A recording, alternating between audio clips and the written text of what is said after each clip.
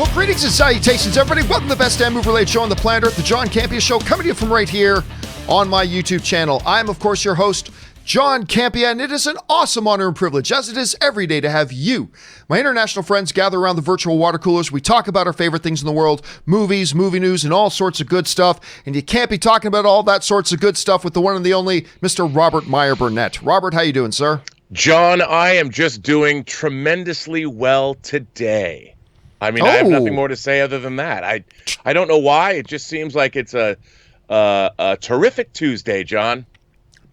A terrific Tuesday. And hey, by the way, guys, I want to let, for some of you who were trying to watch the John Campea Show yesterday on YouTube after the live show was done, there's a funny thing going on with YouTube right now, where if a live stream, in particular my live stream, goes more than 2 hours, let's say the live stream goes 2 hours and 10 minutes, then when the live stream is done and the video pops up on YouTube, the first 10 minutes will be missing and only the final 2 hours will be there.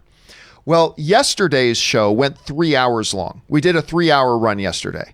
So the first entire hour of the show was missing until the show, processes on YouTube servers. Usually that process takes about anywhere between 30 minutes to an hour. Yesterday it took 6 hours. And so, for the first 6 hours that the show's up, people were missing the first part of the show. So my apologies for that, everybody. It's that part is out of my control. That's a YouTube thing. I did talk to YouTube tech support yesterday. They said it is an issue they are working on. So with that down, guys, listen, we do have a lot of stuff that we are going to talk about here today. But before we get into our main stuff, let's go off the top with this. We are entering the age of the streaming wars. We've been talking about this for a while. We've got, of course, Netflix and Hulu and Amazon Prime are already there. Now Disney Plus has entered the fray. We've got NBC, Peacock coming, and a lot of others.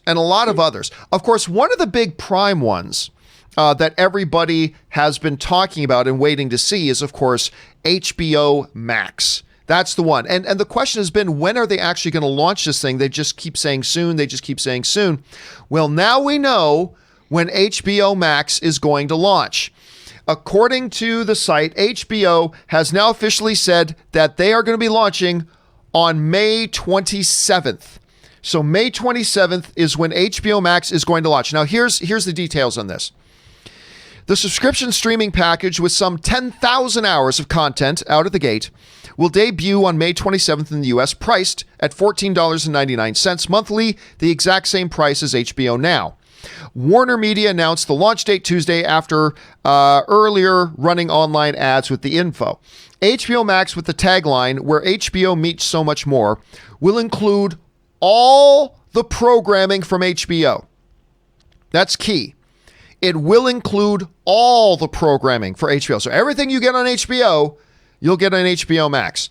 A slate of new original series, third-party licensed content like Friends, Big Bang Theory, South Park, and all the Studio Ghibli films, which got a lot of people excited when they announced that.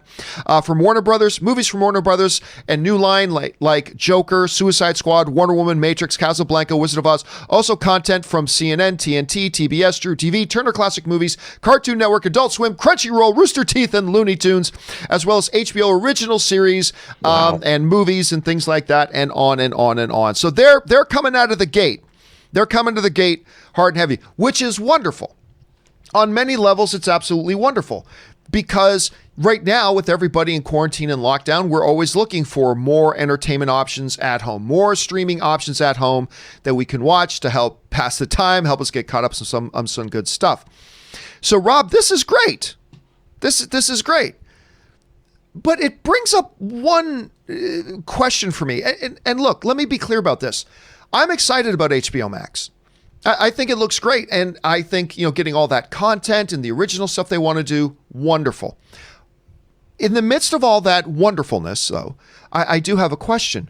Why have HBO now and HBO Max? Because also within the article, Rob, it says that if you have HBO Now, which I do, I have HBO Now, I'm a subscriber to HBO Now, that I will automatically get access to HBO Max.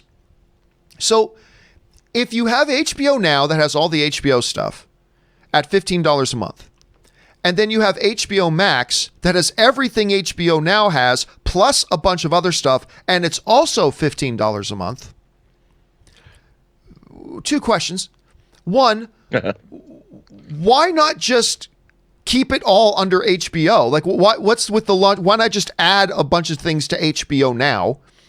But on top of that, why, if you want to go, okay, we want to rebrand a new name and all that kind of stuff, HBO Max. Okay, well, why still have HBO Now and HBO Max? It doesn't, I mean, it seems a little bit redundant. And between HBO Go and HBO Now and now HBO Max, and HBO thumb up my ass. I don't know, whatever it is, the next thing they're going to call it is. I don't understand what they're thinking from a branding point of view. I mean, it seems to me like they're going to be causing some confusion here. Again, I love the product. At least I like the look of the product. I'm just a little bit confused as to what they're doing it from a branding and from a marketing point of view. Anyway, Rob, two questions for you here. Number one, what do you think about HBO Max and the fact that they're launching May 27th? And number two, do you think they'll keep these multi-tiered things, even though one has, I don't understand it, but Rob, how do you see this? Well, I think they're going to, first of all, I'm excited for HBO Max. I mean, it sounds to me like what's not to love. Although I do admit that I find some fascination with HBO thumb up my ass. I would subscribe to that too. But no, I think the reason, they can't just phase out their existing channels. I think what they're going to do is they're going to get everybody over to HBO Max, and then they're going to slowly fade out those other, the other confusing Now and Go channels. Yeah, I mean they'll get rid of those, but I think they're launching. It's very strong. I'm surprised at all of the other content. I mean, Crunchyroll. I watch your anime. It's I'm into that. And I think that what they're doing is really, really good. I mean, their content obviously is great. They've got a lot of it. They've got also Warner Brothers, the Warner Library, like they said, third-party shows. I think it's a really smart move. I think we're going to see what we're seeing is we're seeing the consolidation and the shaking out of what we're going to wind up with. And I consider, in my mind, I see these streaming channels as becoming our new networks. I think in 10 years, NBC, ABC, CBS are not going to exist in their present form. I think it's all going to be moved over. I mean, NBC is going to be part of the Peacock. There is going to be no NBC anymore because, look, there's a lot of people that haven't, people in more rural areas, people that don't have great internet connections. Things are going to, right now, they'll stick around. But in 10 years, John, the landscape is going to be all streaming, and that's how it's going to be. It's going to be HBO Max is the Warner Brothers network. Disney Plus is the Disney and Fox network. And then the Peacock is NBC, and ABC is part of Disney. So that's how it's going to shake out. And these networks are going to now have a global reach. And that's going to be sort of interesting. It's going to be certainly new. I do wish they were launching it a bit sooner. I mean, May 27th is great. I mean, that's only a little over a month away. So, I mean, that's great. I do wish they were launching it a bit sooner. And it's going to see how interesting it's going to be because the DC streaming service is another big question mark because they've already said a bunch of the stuff on the DC streaming service is also going to be on HBO Max, which then raises the question, is there a point to having the DC streaming service? Why not bring that into HBO Max as well as a whole? But hey, listen, I'm just glad they're giving us something good. I'm not going to complain too awful much that they're not making it even better, but this does look good. So the question here is for you guys. What do you think about this? Are you thinking, yes, finally, they're going to be launching this HBO Max thing? Are you excited about it? I am, but are you also a little bit befuddled as to their branding here and what it is they're going to be doing with this? Jump down into the comments section below and let us know your thoughts. Okay, guys, we're now ready to jump into our main topics today. But, before we get into the main topics, I want to do a little bit of house cleaning, let you guys know about a couple things. Of course, we've been announcing this for a while. I'll keep announcing this for at least the next few weeks. If you're somebody who can't always have access to YouTube to watch a video, maybe it's because you're on a run, you're at work, whatever, and you like an audio-only podcast, well, guess what? Our Patreon supporters were gracious enough to say, you know what, John? Let everybody have the audio-only podcast feed because that's been a Patreon-only perk for a while, but our Patreon supporters said, let everybody have it. So that's what we've done now. So the audio-only podcast version of the John Campea Show is now available. You can find it on your favorite podcasting app of choice. It is out there. We charted and everything. So that is out there. So just go ahead and find that podcast on your app of choice. Also, Rob, I don't know if you remember this. and this will lead into this, but Uh-oh. this year there's an election coming up. No. There is an election coming up, and finally we all have something we can get behind. Finally, I'm going to offer something to you guys because let's face it, this is better than almost any other choice you have. Ladies and gentlemen, going to announce right now, Campea Burnett 2020, Make America Filthy Again. Ray made this graphic, which I thought that was great. And Wait a it's minute. like, How come I'm your running mate? because it was my graphic guy who made the image. I don't know. That's my best guess. I think it it's takes all right. a Canadian. Okay, you need an American to run. You need Well, an see, American to run. Yeah, I need an American on the ticket. See, that's the thing. Yeah. Because we got to change the Constitution as it is. And so we're working on, there's several different slogans. Of course, Make America Filthy Again. The other slogan up for debate right now is, Hey, why not? That's one of the options right there.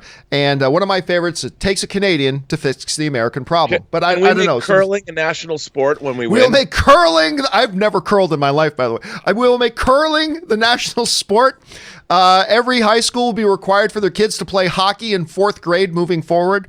All that kind of stuff. Now, the reason I brought that up is because that's the other thing, of course, that we've been announcing lately. Is the John Campea Show shop is now up right now. You can go and see that over at thejohncampeashow.com/shop. It's up there right now where you can get merchandise. You can see a list of all the gear that I use, some various cool things I have. But if you go into the merchandise section right now, I just wanted to point this out. Look over here.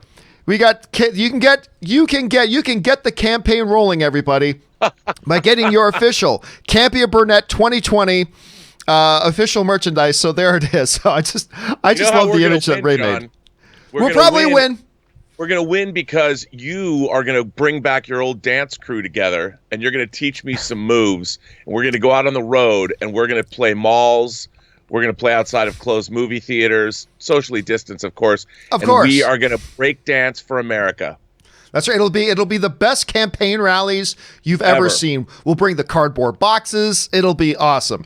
So anyway, that's all that, guys. All right. With that stuff out of the way, let's get into our main topics today. And our first main topic today. Oh, by the way, I should let everybody know how you send in a main topic. Well, how do we select our main topics here on the John Campea Show? You might be wondering that. Well, I'm glad that you asked because you guys come up with our main topics by simply going anytime 24/7 over to www.thejohncampeashow.com/contact. Once you guys get there, you're going to see a form. Fill it out with your topic or question. It's totally free. And then maybe, just maybe, you might see your topic or question featured as a main topic here on the John Campea Show. With that down, let's move on to main topic number 1. And our first main topic today gets submitted to us by AJ, who writes, Hi, John. Walmart's movie streaming and rental service, Vudu, is now being acquired by Fandango. Since Fandango already has their own movie rental service, Fandango Now, what are some ways this benefits them? Also, how do you think this will affect people's digital libraries and online movie streaming as a whole? Thanks. All right. Thanks for sending that in, AJ. And yeah, listen, the home streaming stuff, we are in the middle of the streaming wars. We're at the beginning of the streaming wars right now. And a part of that streaming wars is, of course, also the whole issue and the whole item of, online digital rentals. We already have some stalwarts like Google Play, iTunes, things like that. Places are Amazon, places you can already go to rent these movies without the need of having a regular streaming service like a Disney Plus or whatever, if you want. Or you can buy a movie to have it in your catalog and all sorts of things like that. One of the other big players that has been around for a while is Vudu. That's, of course, owned by Walmart. Well, Fandango, the movie ticketing company, has now stepped up and they are purchasing the Vudu service from Walmart. Now, this is interesting on a couple of levels. Now, let's just read this first part here. Movie ticketing company Fandango has agreed to buy Walmart's on-demand video streaming service Vudu for an undisclosed sum. The video service today reaches more than 100 million viewing rooms or living rooms devices across the U.S., including smart TVs, Blu-ray players, game consoles, and other over-the-top streaming devices, as well as Windows 10 and Mac computers and iOS and Android mobile devices. To date, the Vudu app on mobile has been installed on more than 14.5 million devices. I'll be honest with you, I didn't think the number was that high. I didn't realize that many people myself used the Vudu app. Now, what does this do and this is going to be the big question for a lot of people, what does this do for something like Fandango? Well, listen, Fandango is also in a bit of a predicament right now. They are primarily, and their main movie money generator is, of course, selling movie tickets. Ain't a lot. I don't know if you've been keeping up on the news, but there's not a lot of movie ticket selling going on right now. Hey, they're opening theaters in Atlanta, aren't they? Come on. Well, we'll get to that in just a little bit. So there's not a lot of movie ticket sales going on right now. Now, a little while ago, Fandango felt the need that they wanted to diversify their portfolio, so they launched Fandango Now, their own movie streaming and rental business. I mean, hey, why not? You come to us to buy your movie tickets when you go to the theaters. Now just come back to us for when you want to watch your viewing experience after the movie leaves theaters. It actually seems like a reasonable extension of their brand, to be honest. Sometimes businesses open new facets to their business, and I go, what? Why are you getting involved with that? But this seemed like a logical extension of that. And with that in mind, this makes sense to me, Rob, because if you're Fandango, by acquiring Vudu, you've done two different things. One, you've eliminated one of the competitors, so there's that. But more importantly, they are now acquiring this user base that Vudu already has, hoping that they can infuse a big shot of energy and momentum into their Fandango Now service to get a lot more people rolling and once again diversify their income streams because of what's going on with movie ticketing right now. It's a move that makes a lot of sense on a lot of different levels. That said, I don't necessarily know if it was a smart move for them. Now, I get it. I get the rationale. Acquire more users, start to build up a critical mass of a user base on your system. Hopefully that carries some momentum over and that becomes a viable opinion for you guys or option for them. But Rob, in a world where number one, we have Netflix and Disney and Peacock and HBO Max and Amazon, all these these subscription services.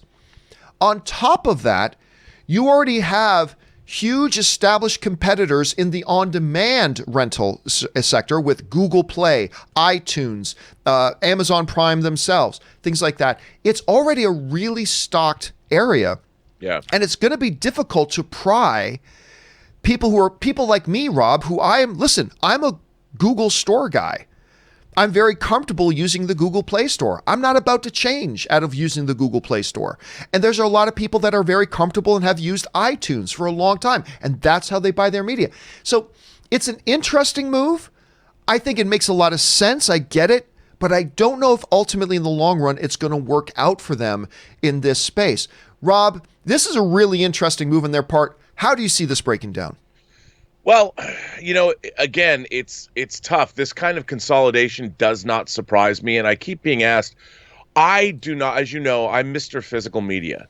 I'm not somebody that's been buying, even when I get my digital codes inside my Blu-ray discs or 4K discs, I give them away. And I think, but there's a lot of people who have large like Vudu libraries, or they have lots of, they do digital downloads. And I think, look, it makes sense to me that this is happening. I totally see where this is coming from. I mean, look, this is proved. This whole situation has proved, like with Fandango, they needed to diversify at least to survive, and it probably seemed like a good idea at the time. It all sort of keeps the entertainment business under their roof. They don't have to like buy a movie theater, say, right, which wouldn't be so good. And again, we're gonna watch this evolutionary. What was the streaming service or the digital storage service that went out of? They disappeared like about 2 years ago. Yeah, it wasn't even that long ago. I don't know. I can't remember the name of it, but it was a big like a deal. Year ago. And it just shows that, to me, there's a reason why I collect physical media with all these different companies changing over, and it's all services that is being provided via the web to consumers, and these things are changeable. They can shift. Companies can acquire them, and I think it's good for Fandango. It's probably good for Walmart too, and the I don't know about consumers. All I know is it's just one more reminder that I love my physical media collection. Yeah, yes, you do. This was also interesting here. This comes to us from TechCrunch, who writes details as to how Fandango will specifically leverage Vudu weren't immediately disclosed, Yeah. but the company today operates its 4-year-old movie streaming platform, Fandango Now, which is an obvious integration point. The service has become a more essential business in the wake of the COVID-19 pandemic, which has shut down theaters, significantly impacting Fandango's digital ticketing operations. Again, it makes sense. I understand their logic. I don't think they're crazy. It's just going to be very interesting to me, Rob, to see if this can actually work out for them in the landscape the way it is right now. The question is for you guys. What do you think about this move? Now, I'm sure existing Vudu users, their probably stuff will all roll right into Fandango now, so nobody's going to lose their movies or anything. But do you think this was a wise move on Fandango's part? Do you think this can work? Are you a Fandango Now member? Are you a Vudu member? How are you feeling about it? Lots of questions, guys. Jump down into the comments section below and let us know your thoughts. All right. With that down and out of the way, let's move on to main topic number 2. And our second main topic today gets submitted to us by Edwin Matkamp, who writes, "Hello, John and company. I just wanted to know if you saw that Georgia is planning on reopening movie theaters next week on April 27th. Well, I am very anxious to get back to the movies. Doesn't it seem like this might be a bit premature? I feel like we're just starting to see the curve flatten out and we're jumping right back in. Am I being too paranoid? Or is this the right time to get the theaters open again? Thanks." All right. Thanks a lot for sending that in, man. And yeah, I had to do a little bit of a double take. I'm going to admit, when I saw this news that the governor of Georgia has announced that starting this coming week, movie theaters, restaurants, hair salons, gyms, all that kind of stuff are going to be able to be open for business again. This comes to us from Variety, who wrote, "Georgia will allow movie theaters and restaurants to reopen on April 27th. The governor announced on Monday. Governor Brian Kemp said the state was on track to meet the criteria for phase 1 of the process of reopening the state by next week. Kemp said businesses would have to observe social distancing, screen workers for illness, and enhance sanitation. Subject to the specific social distancing and sanitation mandates, theaters, private social clubs, and restaurants and dine-in services will be allowed to reopen." So that comes to us from Georgia. Now, a little bit later in that comment, the governor of Georgia pointed out that what they are seeing, and I don't know if this is true or not, but this is what the governor of Georgia said, that they are seeing the curve flatten out, which is, of course, what we've all been working towards, is trying to get that curve to flatten, then hopefully dip into its big decline. So they said, we're seeing the curve flatten, so time to reopen the businesses. Now, Rob, you know, I am somebody who is very anxious to get back to the movie theaters. I am very anxious to get back to the movie theaters. I want to get back in there just as soon as I can. I cannot wait to go to the movies. And I'd like them to open sooner rather than later. However, next week? Really? I mean, look. Again, on this show, I don't want to get into politics. I don't like to get into politics. This is not a political issue. I mean, this is a virus that knows no political affiliation, so I don't care. I don't care if you're red or blue. In this house, we're all movie fans together. But as a movie fan, is next week really okay? Look, there's a couple problems here. First of all, a bunch of the theater chains have already said, "Oh, that's great, but there's no way we're going to be ready to open next week." Most of these theater chains and everything have furloughed all their employees. They've got to rehire, retrain. Then they got to figure out how they're going to have content to play on their screens. They got to get their supply chains, because Rob, logistics is not a fake mythological thing. Logistics are real. They have to get their supply chains up and running again. They have to get everything. So the reality is most of the movie theaters in Georgia will not be open on April 27th. Okay, so there's that. But on top of that, is it even in theory and in principle a good idea to try to open these theaters right now? And I'm not so sure about that. Because saying, and again, believe me, I'm no medical expert. I am no medical expert. But Rob, seeing somebody say, "Oh, the curve is starting to flatten, therefore we can ease up on our efforts." To me, that's like saying, "Oh, good, this parachute has slowed my descent. I guess I can take it off now." Yeah. Like, I don't know. It's again, I want the theaters open sooner rather than later. But next week seems really optimistic, especially at a time when it seems like we are reading of certain states now haven't even hit their peaks. And now we're going to relax our efforts. Our efforts have gotten us to the point that, oh, good, the curve is starting to flatten. We're making progress. We're almost there. And I don't know. It feels weird, Rob. It just feels weird that next week is when they would target. But again, like a person writing in the email, maybe I'm just being overly cautious. And maybe there's maybe in the state of Georgia, there's a good case to be made for this. And maybe it'll be for the best. I'm not sure. I'm not sitting here claiming to be the harbinger of absolute truth. I don't know. I'm guessing it just feels a little off to me. Rob, the sound of movie theaters opening is music to all of our ears. I mean, it's a soothing ointment. It's a soothing balm on the burn of the current situation. But I don't know. Is this the right time to do it? How do you see it? Well, yesterday, John, almost 450 people died in New York City or New York State from this disease. That was just yesterday. And while that's obviously the largest, the hardest hit state, there's still people dying all over the country. To my mind, people could equate this with the flu or whatever. It's different than that. And it's not just people going to movie theaters. It means the state is open for business. People are going to be traveling across the state. People are also going to be, importantly, traveling across state lines to serve all of these businesses. And in my mind, it's too soon. It's too early. And I understand everybody wants the economy running again. So do I, John. I would love nothing better than to go to my favorite Mexican restaurant, be able to sit in a restaurant environment, eat restaurant cooked food, drink their margaritas, and really enjoy myself, and then go to the ArcLight and see a movie here in Pasadena. I would love that. But you know what? I don't want to love that until I know exactly that there is zero risk that I'm going to attract or contract this disease. I mean, and I think it is premature. And it's like, what's frustrating about these kinds of things to me, again, has nothing to do with politics. We have seen how diseases and pandemics work. We've seen it in the past. If you go back to 1918, the Spanish flu, the second wave was more devastating than the first wave was. And we already know this. And okay, if you want to open your economies, fine. But, you and I have been hunkered down. We work every day. I work 7 days a week. I've had no break during this time. And I want to make sure, luckily we're in a state where we have social distancing until at least May 15th.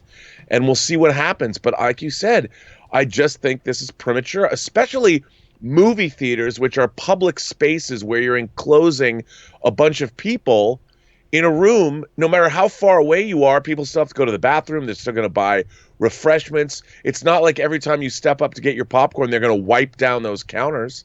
I mean, maybe they are, but I see it. I understand opening businesses, but movie theaters, public gathering spaces where lots of people go, I don't think it's the best idea. Here's, I'll tell you right now, here's a question. Actually, I know this for a fact. Here's a question that these movie theater chains right now are wrestling with harshly with their legal departments. And that is this. What are movie theaters' legal exposure to being sued if somebody gets sick in one of their theaters? Is the movie theater going to be exposed legally? Can they be, are they vulnerable to lawsuits and stuff like that? Like if the government says, if the Georgia government says the movie theaters can open, and let's say Regal decides to open their theaters and somebody gets sick in there, is Regal legally liable for that? Can Regal get sued? Because that is something all the movie theaters are asking themselves right now. It's like, hey, can we do this if we're going to be liable for somebody saying they get sick in our theaters? And right. I think that's something that their legal departments and lawmakers are going to probably already having phone calls with each other right now. Because I'll tell you right now, if the government says to Regal, oh yeah, but if the law says, hey, guess what, Regal, if somebody gets in this current pandemic, if somebody gets sick in your theaters, you can be sued for that. Regal ain't going to open. Regal ain't going to open.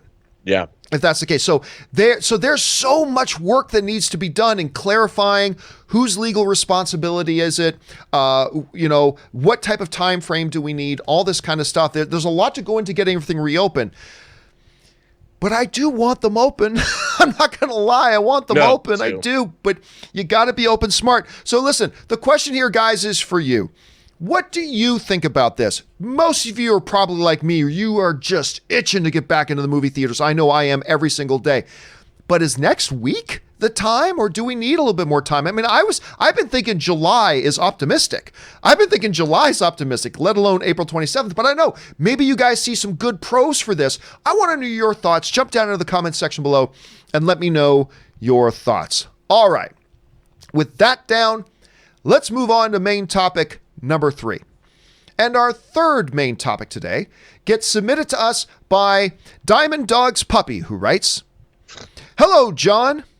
With news of the Batman's new release date of October 1st, 2021, do you see this as an advantage or disadvantage for the film's box office potential?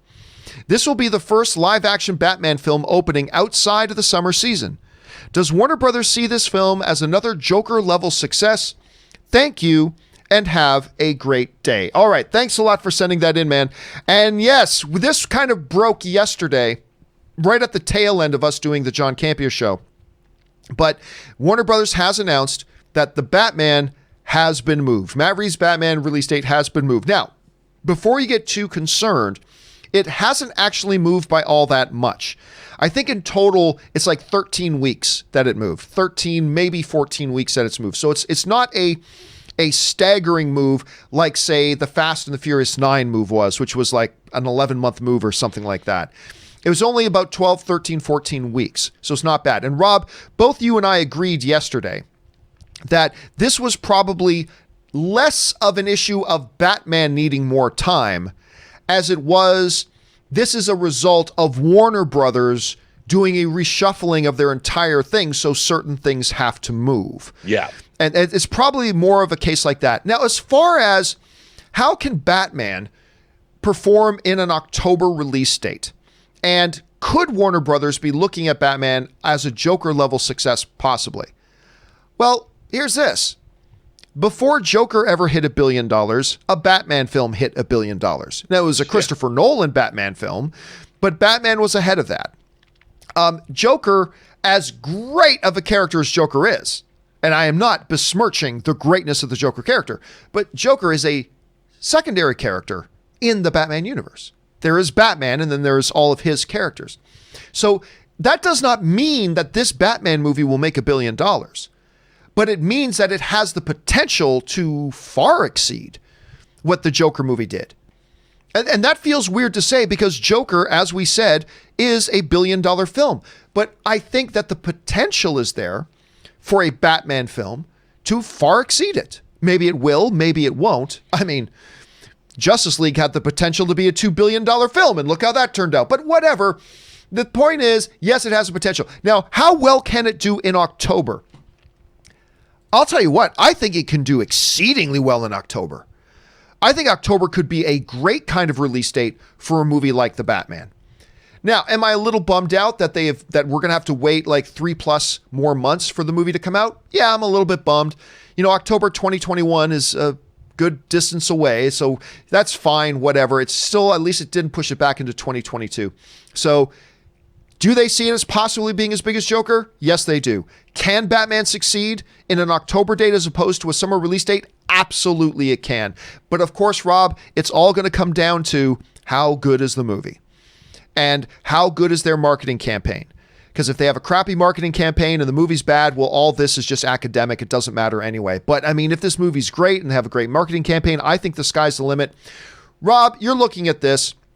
Number one, can this Batman, because this is a new Batman. This isn't Christopher Nolan's Batman. This isn't the Batman we've had in the DCU. It's a new Batman. Can a new Batman out of the gate have Joker-level success? And can it enjoy that kind of success in a month like October? How do you see it? Well, I think absolutely. Again, first of all, let me just say right away, it always depends on the quality of the film, John. The film has to be great. The film has to knock it out of the park. The thing about Joker was, you know, Joker was one of those movies, it was a zeitgeist movie. It captured a moment. Certainly, it dealt with issues we're all dealing with in our own lives. We're wondering about healthcare. We're wondering about services. We're wondering about how we're treated and mental health. I mean, the Joker, beyond being a Joker movie, had so many interesting things to ask an audience that was watching the film. And then obviously that spilled over into the press. So Joker was its own generating marketing machine simply because of the questions it was asking. Now, if Batman transcends being just a Batman movie, and I think the Christopher Nolan movies did that. When you got to Dark Knight, I mean, Heath Ledger was seen as the ultimate agent of chaos, the ultimate post 9/11 film. It really entered into the conversation, whether it was politically or socially. So Dark Knight was an event. Joker was an event. It wasn't just a movie that we as film connoisseurs were watching. It was a true cultural event that people were talking about all over the place, whether it was on 24-hour news shows. I mean, the conversation went to late night talk shows. People were talking about this movie as a cultural event. If Batman can do that, it doesn't matter what month it opens in, but if it catches fire in the consciousness of pop culture beyond just being a Batman movie, and if it has something to say, a question that is interesting that we can ponder when you go out to a dinner, you go to a bar, you have a phone conversation with your friend, you start talking about the issues that Joker brings up rather than just whether it was good or not. I mean, if something like that happens with the Batman, it could absolutely make $1 billion. It's going to have all eyes on it, you know? And I think it's theirs to lose. But if it is that good of a movie, yes, it could. But I don't think they should expect it to. I don't think anybody should expect a movie to make $1 billion, no matter what it is. Even in this day and age where, hey, Captain Marvel made $1 billion. Every movie that's going to make comic book movies are going to make $1 billion. No.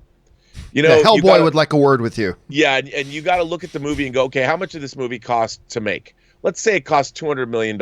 I think they should expect it, you know, between 600 and 800 million's a win. And I don't think it should have cost $200 million, but let's say it did. 800 million bucks, that's a win.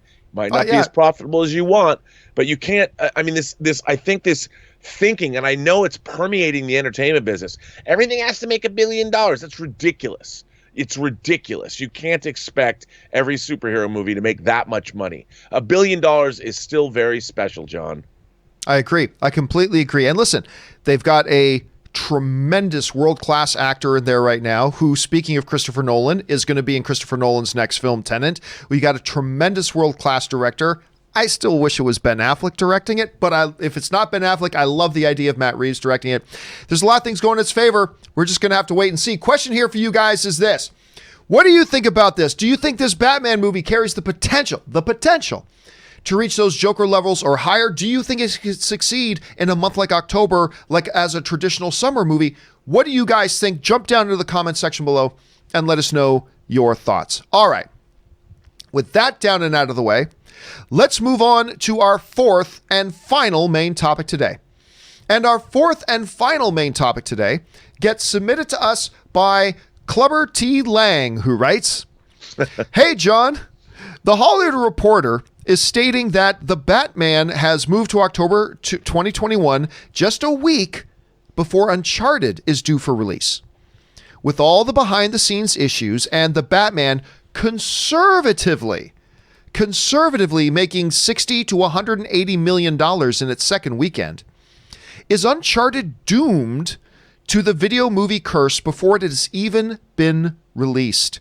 I know you say 2 weeks between movies is fine, but opening a week after a movie like Batman has to be another problem. Thanks, and stay safe. All right, thanks a lot for sending in that question, man. And yeah, as we just talked about in the previous topic, of course, Batman has been moved to October 1st of 2021. That is just 1 week before the release of Uncharted. An Uncharted movie that seems to have been cursed. They've been trying for years to get this movie together and get it rolling, and it seemed like they finally had their plans in place. As a matter of fact, they were on set. They were on set of day one of shooting, ready to shoot Uncharted when everything got shut down as a result of the COVID-19 stuff. I mean, and now they've got the new dates. They're ready to roll, all this kind of stuff. And now they find out that Batman is going to open 1 week before it. Now, generally speaking, Rob, you would hope to see a second weekend box office drop-off of about 50%. If you get a 50% second week drop-off, you're doing really well. Anywhere between 50 and 60, and you're doing fine. You're fine if you're doing between 50 and 60 drop-off. For much, much bigger films, sometimes you see a bigger drop-off than that, mostly because if it's a really huge film, a lot of people rush out to see it week 1, and they've already seen it, and so there's fewer people left over to go and see it week 2. And that's fine. But Rob, they're not wrong. Because if Batman can make, say, 150 million opening weekend, which is not a crazy number for a movie like Batman. And again, this will all depend on its marketing and how good it looks and all that kind of stuff. But still, if this movie looks like a good Batman movie, then it's not unreasonable to think $150 million opening weekend is completely within the realm of possibility. Completely reasonable to think. As such, you're looking at a second weekend of probably 65, 70, 75 million dollars in its second weekend. If you're Uncharted, hell, if you're any movie opening up on a weekend, what you don't want to have is a movie going into its second weekend that is still standing to make $70 million on its weekend and gobbling up a lot of the movie-going audience in your second week. This isn't a good situation for Uncharted. And I'll go so far as to say this. It's also not an ideal situation, Rob, for Batman. I mean, if you're Batman, you know your second week other movies are going to be opening up. You know this if you're Batman. But you'd rather not be a huge tentpole film like Uncharted. Uncharted is a tremendously popular video game IP. I don't think it's going to be nearly as big as Batman, but it's going to be a significant movie. It's going to be a significant movie. And if you're Batman, you wouldn't really want to have that on your second week, threatening how much of that precious second weekend money you can get. It's not an ideal situation for anybody. It's not an ideal situation for anybody. But the question is, Rob, who is it a less ideal situation for? That really becomes a question. Who is this least good for? Because I think there's a couple ways of looking at this. I see there being a couple options. Number one, the two movies keep the date and one comes out on top. And for my money, I think it's clear. I think Uncharted can do well, but it's not going to do as well as Batman. Now, this is, of course, assuming, Rob, that both movies look good. Like, by the time we get into 2021 and we start seeing the marketing and all that kind of stuff, that both movies look good. So let's assume for a second they both look good. I don't think there's any question. I think Batman wins that battle. And I think the least desirable position is that of Uncharted. And I think they're going to suffer. I still think they can do well, but I think they're not going to do nearly as well as their potential if they're opening 1 week after Batman. Well, then that leaves two other choices. Does Batman decide, you know what, we moved to this date, but it doesn't look like Uncharted's moving. We'd probably do better if we move to another date.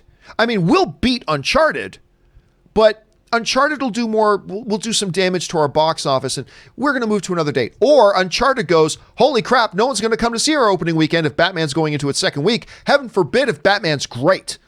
If Batman's great and it gets word of mouth and people are buzzing about it, it's going to be tough for Uncharted to stand in there. So another option is that Uncharted moves. So Rob, let me ask you this question. A couple of different scenarios. Number one, they both open. Which one does better? Or does one of them move? And if one of them moves, who moves? How do you see this October of 2021 shaking out? Well, first of all, you know, Uncharted is a video game movie. And it's not like video game movies. We've had one that's grossed $1 billion. Whereas there's been $1 billion Batman movie. I think there's a lot of interest in this Batman movie. I think there's less interest in an Uncharted film. Obviously, I love the Uncharted franchise. I think it's a great video game franchise. And if they make a kick-ass Uncharted movie, then I think, okay.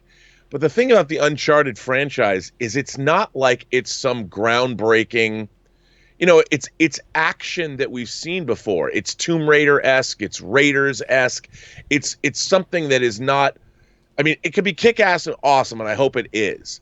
But, you know, treasure hunting in the jungles, all right, that could be cool. But Batman has proven time and time again that it always has audience interest. It's multi-generations. He's been around for decades, but people still think he's kick-ass.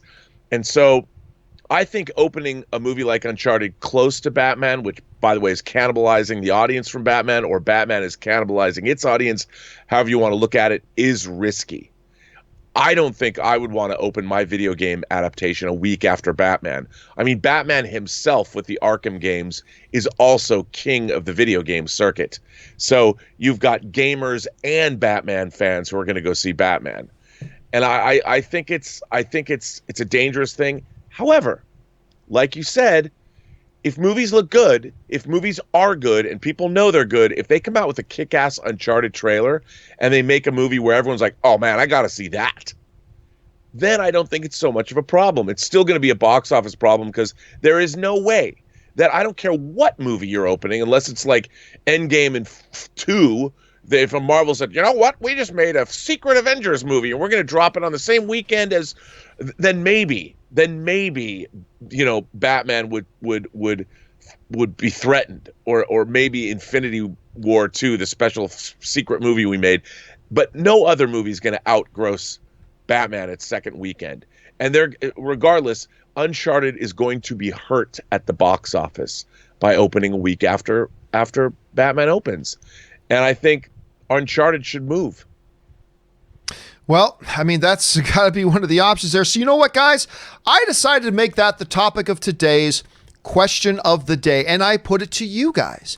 I simply asked, all right, if these goes head to head, does this one win, does that one win, or does this one move, or does that one move? Let's go over and take a look at this. So I put this up just before we started the show. I put this poll up on my Twitter. Almost 2,000 of you guys have cast your votes on this, and I simply asked, question of the day. With Batman moving to October of 2021, that means that Uncharted and Batman will open just 1 week apart. Which of these two anticipated movies wins out? Or do you think one movie will move? And this is an overwhelming avalanche win, because 63.8% of you say they'll stay the same, they'll stay on those dates, and Batman will win. 31.9% of you are saying that we won't even come to that because Uncharted is going to move. In the Uncharted side, only 1.8% of you guys think that Batman will move. And if they don't move, only 2.7% of you guys think that Uncharted can win that week in October. So that's what we've got in the poll. I'm going to leave that up for the next 24 hours. Guys, what do you think about that? How do you think about these two really popular IPs going head to head? Do you think they'll both keep their dates? And if they do, which one wins? Or do you think one of them will move? If so, which one dives out first? Jump down into the comment section below and let us know your thoughts. Okay, guys, with all of that down and out of the way, we're going to move into our live questions part of the show. And there are two different ways you can get a question in the live questions. Number one, and the best way to do it, because you can use this 24/7, by the way, you can go to the tip link. That's simply at streamelements.com/movieblogtv/tip. By the way, the link to that is right in the top line of the description of this video. You can click on that and go and submit that there. Or you can just use the super chat feature here on YouTube. So we're going to get to those live questions in just a moment. But as Robert and I do every day, we're going to take a quick, short, couple-of-minute break, give us a chance to rest the vocal cords, stretch the legs, go fill the drinks, if you will. So if you guys will be patient and hang in there with us, Robert and I will be right back. Don't go anywhere. We'll see you in a minute.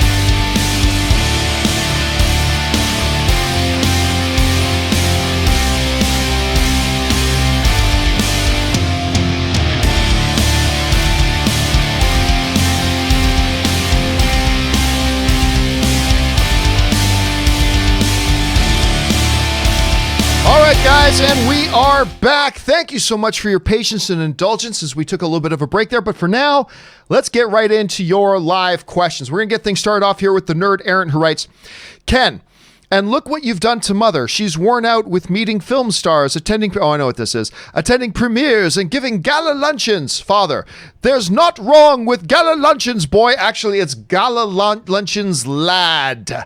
This is one of the great Monty Python sketches. I love that sketch. It's a little bit of a role reversal. Well, good quote, deep cut quote on there, nerd Aaron. All right, next one up. For years, I've heard variations of people who like Michael Bay movies have the mentality of a 13-year-old, and this gets worse with the Transformers films. I would say that's a clear example of toxic fandom or hate-dom in this case. Yeah, I mean, listen, I think there's one thing to do it in jest. Like, I think you're nuts if you like that movie. Clearly, I understand that all films are subjective, and if that's what you like, that's what you like. But sometimes it's just, we'll play around with each other. But no, sometimes you get into stuff like, if you like a movie I don't like, there's something wrong with you. Or if you don't like a movie I like, there's something wrong with you. And you're right, Nerd Aaron. That is a kind of a classic example of toxic fandom. And I think we all fall in it. Hell, I know I've been guilty of it. I think everybody has to some degree. It's something we need to keep an eye out for. All right, Nerd Aaron also writes, 1, Birds of Prey seems like the kind of film that becomes a cult classic rather than a box office hit. I disagree. I don't feel like it is at all, but that's just my opinion. Number 2, could megaplexes put up screens on their fronts and use their parking lots for drive-ins? The problem with that is that's just not how most movie theaters are set up today. A lot of movie theaters are in malls, or a lot of movie theaters are part of big shopping plazas where it's not their parking lots. I'm sure you'd find some movie theaters that could do something like that if it was logistically possible, but I think you'd find there would be a logistical... I know there's no movie theater around me that could even do that if they wanted to from a logistical point. The AMC Burbank 16 certainly couldn't do it. The ArcLight Cinema certainly couldn't do it. The Regal downtown couldn't do it. So it becomes a logistical problem. So, and plus setting up the infrastructure and how to make that work and all that kind of stuff, it would be a huge headache. So it's a better idea in theory than I think you can actually execute. Nerd Aaron also writes, so if the Road Warrior was made today, Lord Humongous would demand the good guys take his surplus oil trucks, but give him their supply of Charmin and quilted Northern. That's probably one way he would reward people at this point. Rob, you were just talking about Road Warrior the other day. It still holds up, I think, as one of the great action films ever made. From the cinematography, which is stunning, to the actual stunts. I love Road Warrior, and I love Fury Road as well. But Road Warrior sort of, to me, is the granddaddy of all of that. And I can't get enough. Of course, in the rest of the world, Road Warrior was called Mad Max 2. Right, there you go. Mad Max. Willow, I had Mad Max on the brain. Willow writes, speaking of the Batman, I actually don't mind if they show the Waynes getting murdered again. While most of the audience probably has already seen it, there will always be some viewers for whom this will be their first introduction to the character. That's true, Willow, but I mean, I would say just as in the same sense that everybody knows that Darth Vader is Luke Skywalker's father, even people who haven't seen... What? Did I just spoil it? Oh my God. I said, but I'm going to say, but it's true though, right, Rob? Like, even people who've never seen a Star Wars movie, they know Darth Vader is Luke Skywalker's father, even if they've never seen the movie. And I think at this point, everybody knows Batman's parents get killed when he's young. But that doesn't mean there aren't ways you could do it that might be a little different, done very quickly, done in like maybe a 30-second kind of montage quickly. I just think at this point, it's been done so many times, it would feel like an unnecessary use of screen time to do it. Now, if you do it in a quick flashback of an older Bruce thinking back to it and stuff like that, if it speaks to the mental state of who Bruce is, and let's face it, the murder of his parents is the most pivotal event in the life of Batman. But I mean, at some point, Rob, how would you handle it? You're making a Batman movie today. How do you handle that? Look, it's tough. I think Willow's making a good point. But on the other hand, it's not like every fan of James Bond has to go back and find him or watch when he becomes a 00 for the first time. I think I just think going over that again and again and again is maybe redundant. Because I don't necessarily think that every Batman story that you're telling you need to know where Batman came from. You don't need to know his origin. He's just going to get right into the middle of it. Just like you don't have to show Spider-Man bitten by a radioactive spider in every Spider-Man movie. You don't have to show, if you made another Green Lantern movie, Green Lantern getting his ring from Abin Sur. You don't need to do that every single time. It's just like, if somebody grows up, you don't always have to show their childhood every time you make a movie about them. You can maybe refer to it, but maybe it's just a mystery too. All right, that's one way of approaching it. Ben Rayner writes, "Hey, John and Rob, like you had with Freddy as Batman news, I had with John Cryer as Lex Luthor on Supergirl. I laughed at it, but then gave it a chance, and he's great in my opinion. My second favorite Lex, so I stopped doubting casting decisions until I see the show or film." Yeah, yep. I mean, look, again, the only time I have a problem with a casting decision is when I don't think the performer they got is necessarily a talented performer. I will leave up as to whether it's a good fit to the director, because only the director and the screenwriter know what their version of that character is supposed to be like. Right. We don't know. So the only time I ever get kind of raise my eyebrow to casting decisions is when I just don't think the person they're casting is a very talented performer. As long as it's somebody who's talented, and John Cryer is a very talented dude. It was an odd choice for me, but I don't really watch Supergirl, so I didn't get invested in it. John... But... Yes. Oh, did you see what happened on Twitter? It was Superman's birthday the other day. I did not see what happened on Twitter. Well, it was very funny. So it was Superman's birthday the other day in real life. I mean, the creation of the character when the character first debuted. And somebody was writing, Superman's so great. And then John Cryer tweeted, he's not that great. And then Clancy Brown tweeted, he's not that great. And then Michael Rosenbaum tweeted after them, yeah, no, he's really not that great. That's awesome. I did not see that. It was awesome, dude. That sounds like one Lex of the Luthor's weighing in on Superman's birthday. I'm like, this is, if nothing else, people are going to look back at the entertainment industry, like people and their interactions on social media during this whole shelter at home phase. And there's been some really funny and amusing interactions, whether it was John Krasinski throwing a prom on some good news, his new network. I hope the SGN network becomes a real thing, like on HBO Max, because it's awesome. I wanted to say right where it is. What he's doing is great. For those of you who don't know, Clancy Brown, he does the voice of Lex Luthor in a bunch of the anime stuff. Of course, he's the Kurgan for one of my all-time favorite movies. And he's the toughest screw that ever walked the floors of Shawshank. Oh, that's right. All right. Yeah. Next up here, Mr. TJ Lynn writes, what if the state of Nevada reopened their movie theaters first, then California? Will you drive to Las Vegas just to go to a movie theater? Seriously, how long has it been since you have not gone to the movies for more than a month? I can't remember. I know, TJ, right?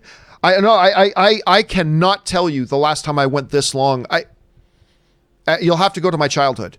You'll have to go some point into my childhood. I cannot honestly remember the last time I've gone this long without going to the movie theaters. Would I drive out to Vegas? I don't know what the situation is in Vegas right now, to be honest with you.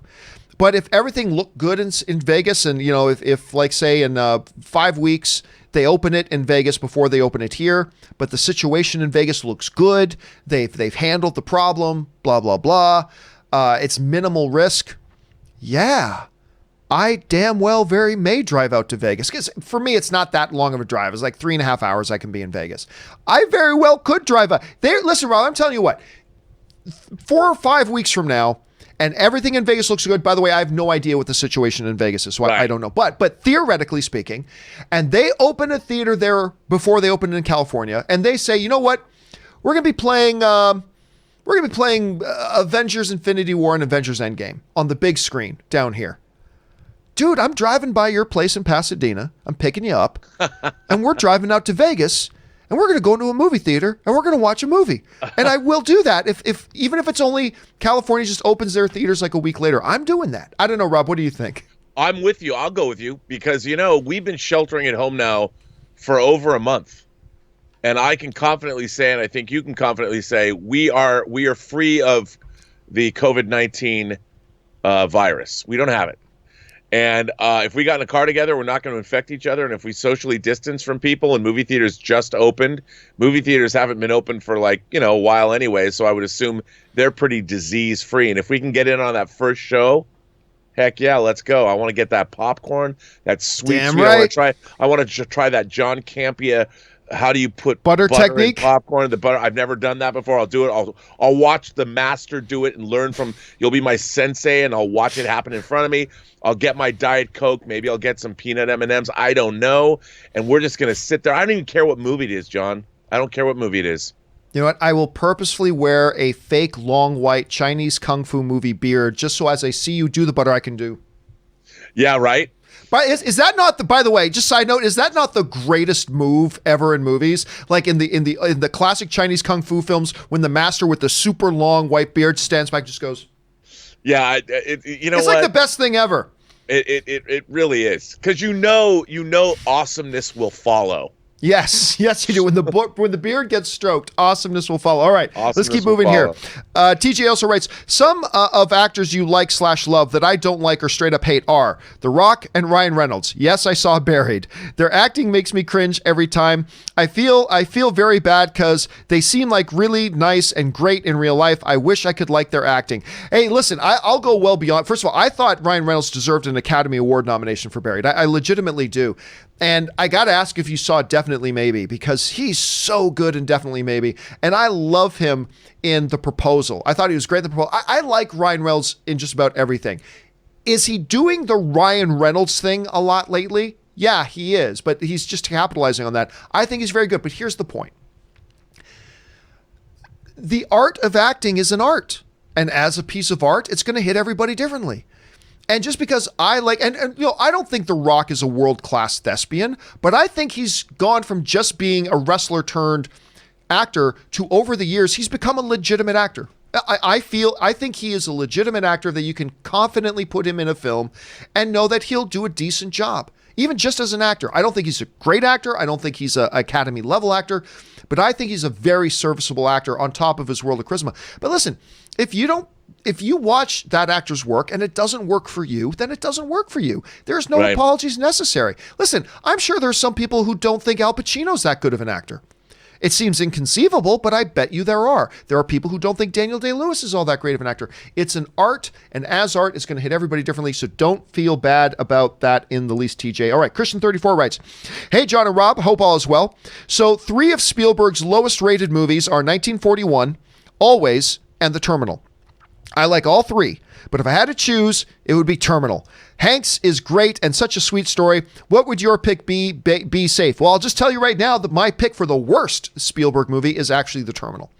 I don't like that movie at all, and I love Tom Hanks. I love Catherine Zeta-Jones. I love why am I freezing on short, bald? He was in Hunger Games, and why am I freezing on his name? Anyway, I love all of them, but I think that's Spielberg's worst movie. Rob, if you had to pick one of these films, what's your favorite out of these, or what's your worst out of these? Well, you know what? I too am. I like Always. I'm a big Always fan, to be honest, and I like Always, and I think The Terminal. The Terminal. It's not like it's badly directed or anything. I just don't dig the story. I'm not as involved in it. But John, you know what I think the worst Spielberg movie is? It's Hook, bro. Hook. Hook, dude. You hurt my heart. You hurt my heart every time you say that. Bangarang, baby. Bangarang. Hook's awesome. I will take The Terminal over Hook any day of the week and twice on Sunday. You make my heart sad, Rob. You make my heart sad. All right, next up here. Let's see. Colin writes, what do you think of Finding Neverland? I think it's one of Johnny Depp's best movies and best performances. Kate Winslet, Freddie Highmore, Dustin Hoffman are great. Directed by Mark Foster. I love Finding Neverland. I love that movie. And I will go right with you. I think it might be my favorite Johnny Depp performance. And his chemistry with Highmore and all that. Look, all the TMZ kind of nonsense aside, I'm not for or against any of that stuff, but I'm just saying, put that aside for a second. I think Depp is great in that, and Highmore and his chemistry. I mean, they had a great chemistry going back to their Charlie and the Chocolate Factory movie together. But I thought this was a wonderful, touching, beautiful movie. Rob, did you ever have a chance to see Finding Neverland? And if so, what are your thoughts on it? I really liked Finding Neverland a lot. I mean, I think it's a very fine movie. I like the subject matter, and there's nothing about it I didn't like. I agree. Beautiful film. All right. Kieran writes, I'm doing it, John. I'm rewatching all 3 seasons of Daredevil. Nice. It's my favorite TV show of all time, and all 3 seasons for me are virtually flawless. It's a shame it never got a proper conclusion. Cox and D'Onofrio are incredible. Listen, you could have done a season 4, but honestly, I thought the way season 3 ended was a fine conclusion. I felt like that was as good of a place of any to wrap up that story. You could have, there were enough threads that you could have gone into a season 4, and I'm sure it would have been awesome. But I actually kind of feel, and Daredevil is great. All 3 seasons are great. But yeah, I felt like it was a good conclusion. Rob, do you really feel like we're missing something by not having that 4th season, like some people might be, or do you feel like it was a good wrap-up point? No, I thought it was a fantastic wrap-up. By the way, since we've been on, some big news dropped. Oh. Some big movie news. Great movie news that I think we could break right now. All right, hit me. The Hunger Games prequel, The Ballad of Songbirds and Snakes, moves forward at Lionsgate with series director Francis Lawrence returning. It is based on the new book, The Ballad of Songbird and Snakes, which comes out in May, written by Suzanne Collins. The prequel movie will focus on Coriolanus Snow at age 18, years before he would become the tyrannical president of Panem. Young Coriolanus is handsome and charming, and though the Snow family has fallen on hard times, he sees a chance for a change in his fortunes when he is chosen to be a mentor for the 10th Hunger Games, only to have his elation dashed when he is assigned to mentor the girl tribute from impoverished District 12. All the producing team is returning, and they're fast-tracking the production of the film. Well, they've certainly been talking about this for a while. We know they've been talking about this for a while, and it looks like it is now happening. So, again, Rob, I'm sure you and I will discuss this more on tomorrow's show. Yeah, it's pretty cool, though. I mean, it literally dropped while we were on. Also, Chris Pine's going to star in Paramount's reboot of The Saint. Oh, actually, I've heard about that. I remember hearing about that a few weeks ago, but I didn't know if it was legit or not. So there we go. That one's up. All right, let's keep moving here through the questions. Colin writes in. This question is for Rob specifically. Recently, y'all brought up Hugo. I just rewatched it this past weekend. It's a great film. It's about the start of cinema and filmmaking. I'm sure you have it on Blu-ray. What do you think, Rob? Wow, do I have it on film? Yes, I do. Do I have it on film? I love it. Who's not to love that? I mean, it's a classic. Come on.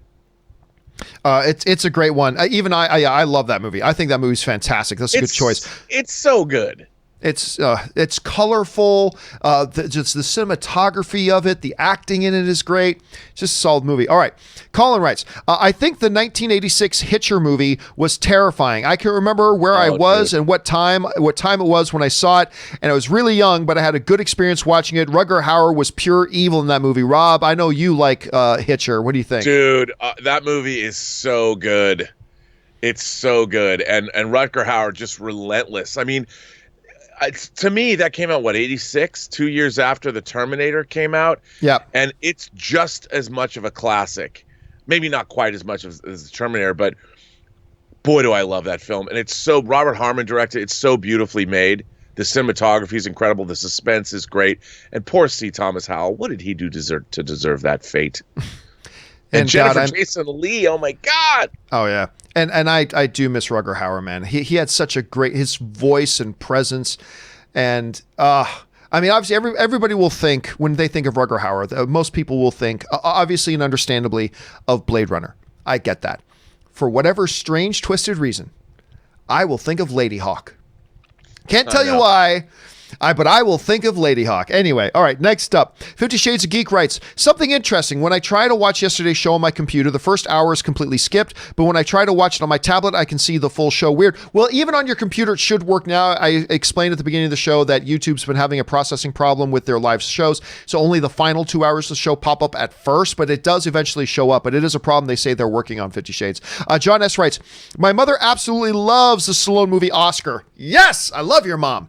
Watched many times over the years. Also, if you've watched The Rescuers, but not Rescuers Down Under, you should take time to watch. It's just as good, if not better than the first. Listen, so many people, John, so many people, John S., have never watched Oscar. It is kind of silly, yes, but there's something so charming and funny about it. For those of you who don't know, it's a Sylvester Stallone movie. It's got Marissa Tomei plays his daughter in it. It's got why am I freezing on the name of the guy from Rocky Horror Picture Show? Clue. Why am I? We're both freezing on the name. Tim Curry. Tim Curry. Tim Curry is an Oscar as well. It's a great cast. It's a great lineup. It all basically takes place. 95% of the movie takes place in one day, in one house. It really feels like a stage play. It's just such a different thing. And he plays a gangster. Sylvester Stallone plays a gangster called Snaps Provolone, who's trying to go legit. It's just funny. It's just funny. Rob, I can't remember if we've talked about Oscar. Have you seen Oscar? Yeah. I love this movie. It's silly. It's whatever, but a lot of people have not checked it out, dude. A lot of people have not checked it out. Okay. Let's keep going here. Frankie Gouge writes, ran across an interesting series through Prime for World on Fire on PBS Masterpiece Theater, a British TV miniseries set in the very beginning of World War II, in the middle of its first run in the States. Very well done. That sounds really interesting because, like, real life documentary kind of stuff based on, like, the World Wars. I mean, that's like one of the greatest human conflicts of all time. Great, by the way. You've seen the trailer? Yeah, it looks great. It's supposed to be playing on PBS? I don't know where it is. Yeah, it looked like it was a PBS show. I mean, one of my favorite things on TV ever was The Winds of War, and it reminded me of that. I'm like, oh my God, I'm so in. It looks great. Thank you for putting that on our radar, Frankie. That sounds really, because I'm a sucker for this kind of stuff. I'm a total sucker for this kind of stuff. So you said it's on Amazon Prime. I'm going to keep my eyes open for this. Thank you so much for putting that on our radar, dude. All right, Min writes, I'm using this time at home to start writing a novel. Good for you, man. First time writing a book, so any tips and things you learned from writing The Pride? I'm really excited because I've spent the last month planning out story and the world. Just finished my prologue. The best advice I can ever give anybody, and it sounds simple, but honestly, this is where everybody gets caught up. Some of you have heard me say this before. Just write. It doesn't matter if you're writing gibberish. Just write. Just write. Car, lamppost, underground river, sky is falling. Just write words, because sometimes people sit there and they just sit there and stare at their keyboard waiting for the perfect phrase to come to mind. You've heard me say this before. You cannot steer a parked car. You can't steer a parked car. So get the car rolling. And then maybe you'll be able to start to steer it. So just start writing. Even if you have to throw out every page you write today, just write, because it's while you're in the process of writing, you're going to start to see where you're wanting to go. So that's my best. Rob, what is the one best piece of advice you give to people who want to write something? Look, if you want to write something, you write every day. Every day. You put pen to paper every day. Think about it. Even if it's only one page, and one page should be your minimum. But if you sit down and write a page a day, in 120 days, if you want to write a screenplay, you'll have a 120-page screenplay. Now, does that mean it's going to be great? No. But part of writing, I think one of the most important things when you're writing anything is discipline. You need the discipline because it's a slog. You know, John, how many people talk about, I want to start my own YouTube channel, and they find out, wow, that's actually work. I have to work. Yeah. You know, writing is the same thing. Writing is work. But if you set aside time and you write a page a day, it doesn't matter, like you said, no matter what it is. It doesn't have to be genius. But if you write a page a day in 120 days, or if you want to write a novel, you'll have, if you do it for a year, 365 pages. It could be gobbledygook. But then you go rewrite it. And that's what any great writer does. But you have those 365 pages to work with. Rob, we have more breaking news. Ooh. We have more breaking news. Not of the good kind. This show is so exciting. Uh-oh. Not of the good kind. Venom sequel has been delayed. Venom sequel delays release to 2021 and gets an official title. The superhero pick has been set to hit the big screen on October. Was set to hit on the big screen of October of this year. Sony's Venom sequel has pushed back its release from fall of 2020 to summer of 2021. The studio also announced the movie's official title, Venom: Let There Be Carnage. Official title is Venom. Awesome. That's a great title. That is a great title. Venom: Let There Be Carnage. Unfortunately, April, May, June, July, August, September. Instead of waiting 6 months, we're now going to have to wait a year. We're going to have to wait over a year now. I don't mind. That doesn't bother me. It bothers me. I wanted this Venom movie, man. But listen to that title, Venom: Let There Be Carnage. Again, more stuff for us to talk about on the John Campea Show tomorrow. Let Them Be Carnage, but it has been delayed. It has been delayed, according to the Hollywood Reporter. But again, we'll go more in depth on this on tomorrow's show. For now, we've got still a lot of questions to go through here, guys. So let's keep on rolling here. MP writes, 1 of 2. Are there any of the 20th Century Marvel film ideas you wanted to see? Silver Surfer, Doctor Doom, 143 Kitty Pryde, X-23, Multiple Man, X-Force. For me, X-Force. But actually, you know what? Let me change that. Because Doctor Doom was going to be done by the dude who did Legion. I'm freezing on his name. The guy who did Legion was supposed to do a Doctor Doom film. That's been scrapped, obviously. But that one was obviously because of who was doing it. That one was of particular interest to me. That and X-Force. Rob, any of these that stood out to you particularly? Look, I would love to see a kick-ass X-Force movie. You know, I really would. With those characters, I mean, I bring it on. I'd love to see that. All right, and then MP also wrote, they could still make 143, have it in the Deadpool universe. Kitty Pryde faces a demon during Christmas, but they would release it. But would they release it like New Mutants? I don't know. Listen, if they go Deadpool, I don't know that they're creating a Deadpool universe, to be honest with you. And by the way, we don't even know that they're going to have Deadpool separate from the MCU. I think that's the smart play, but we don't know that they're going to do that. They may try to figure out a way to keep him PG-13 and put him in the MCU. I'm not really sure, but if they do put him outside, I don't know if they're looking to create a cinematic universe. Dan Ketchum writes, not trying to get political, but a politician who says we should open theaters, beaches, and massage parlors right now is dumb as a doorknob. Yeah, I mean, it's... Again, I'm not going to get into it, but yeah. All right, K Major, thanks for writing that in though, man. All right, K Major writes, John, movie theaters are closing forever, but you're given the opportunity to see one more movie on the big screen. Full movie going experience, great audience, large popcorn, butter evenly saturated, and Diet Pepsi. What movie are you watching? If we're talking theoreticals, oh, Rob, I know what I'm picking. Ooh, if we're talking even theoreticals, I am going to see a Star Wars movie directed by Steven Spielberg. If they said, hey, the movie theaters are going to close and you have one dream movie you get to watch, blah, blah, blah. Mine has always been, I want to see a Star Wars movie directed by Steven Spielberg. The greatest film franchise of all time, being directed by the greatest filmmaker of all time. That's what I want to see. I've wanted that forever. Rob, you got one more movie to see in the movie theaters. It can be anything. What movie are you wanting to go see? Wow, man, that's a tough one. You know, if it's a dream movie that I have to pick, a movie that I would like to see, a Justice League versus Avengers movie directed by James Cameron. Ooh, directed by Cameron. Yeah. That would either be a 5-hour movie or a very, very... I want to see, it's 5 hours. You know, they could have pretty much the cast. I'm sure Ben Affleck would come back to play Batman for James Cameron, maybe. But that would be my dream movie. Justice League versus Avengers, directed by James Cameron, with a John Williams score, shot by Roger Deakins, with ILM and with Weta Digital doing the effects. Yeah. All right. Next up, Orange Hand writes, why do Discovery and Picard get flack for supposedly betraying Trek's utopian future, yet DS9 gets a pass despite exploring darker issues and themes? My quick thought on that is, and we do have to go quickly through this, but I think Deep Space Nine was a different setting, because we could talk about this for a half hour, but DS9 was a different setting.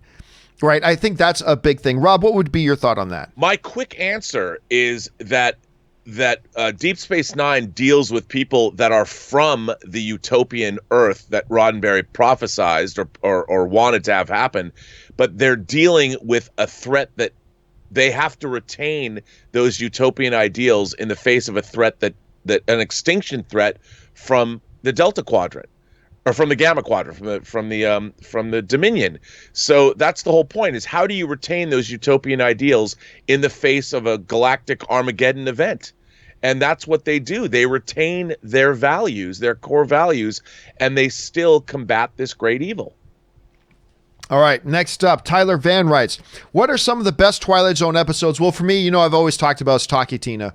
That is the one to me that just always, still to this day, will send shivers down my spine when I think about it. K Major writes, I want to watch Battlestar Galactica. Where do I start? Simply, you start from episode 1. I would even go back and watch the original series. The miniseries. You got to watch the miniseries. Well, the miniseries was really more of the pilot. So that's it really was more of the pilot. So I include that that as a part of it. But you know what? The first Battlestar Galactica, the original series, I believe was only one season.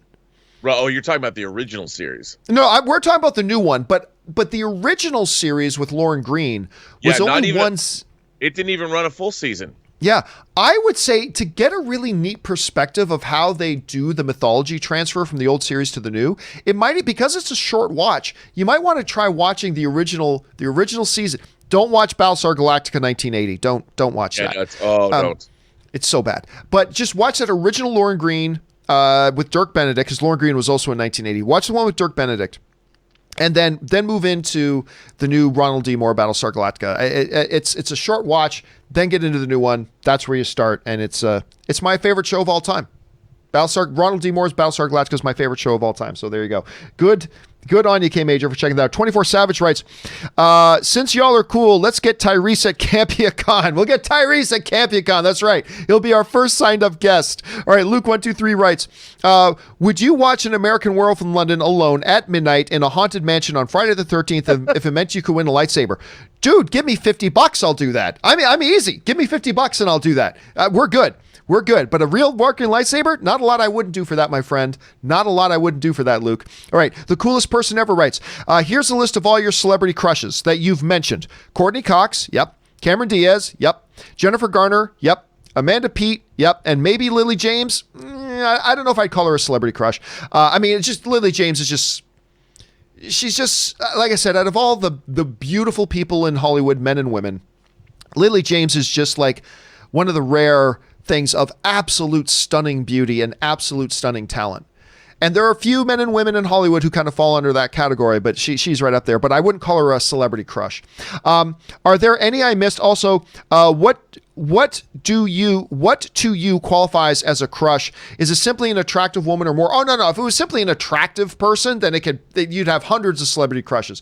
I don't know. It's just one of those things where there's a celebrity crush is one. There's just certain qualities about that person that just you become absolutely enamored with.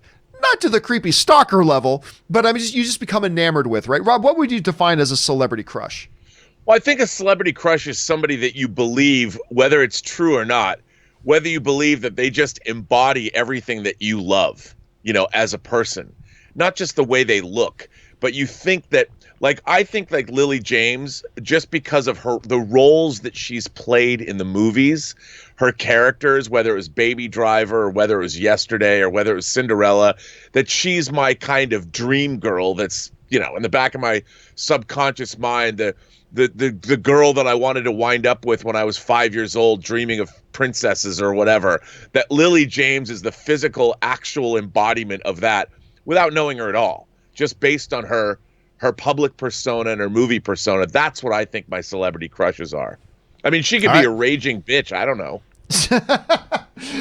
You never know. We all can be. But Lily James, she's all that's good in the world as far as I'm concerned. That's certainly the what she emotes. All right. Samuel Shin writes, in summer of 1987, we had two incredible franchise killers.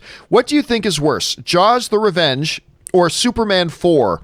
Coincidentally, Jaws 3D and Superman 3 also came out at the same year in 1983. Yeah, I was going to say, why are you skipping Jaws 3D, and why are you just casually skipping over Superman 3. I'm not quite sure where we're going. Listen, Jaws the Revenge was so ridiculous.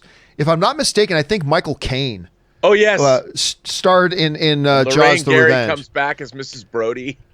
Yeah, and it's like, wait a minute, you think a shark who was not the shark that your late husband fought in Jaws 1 and 2 somehow knows that your husband killed those other sharks and has now swam across the planet to come and get your family.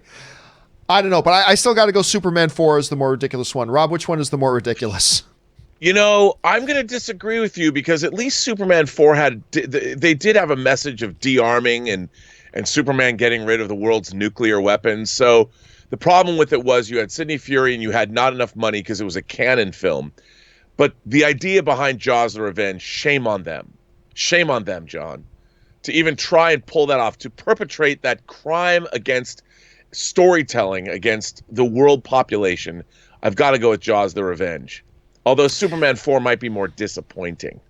Yeah, well, I mean, coming off of Superman 3, I mean, well, yeah, I guess he's fighting a computer. Yeah. Oh, yeah.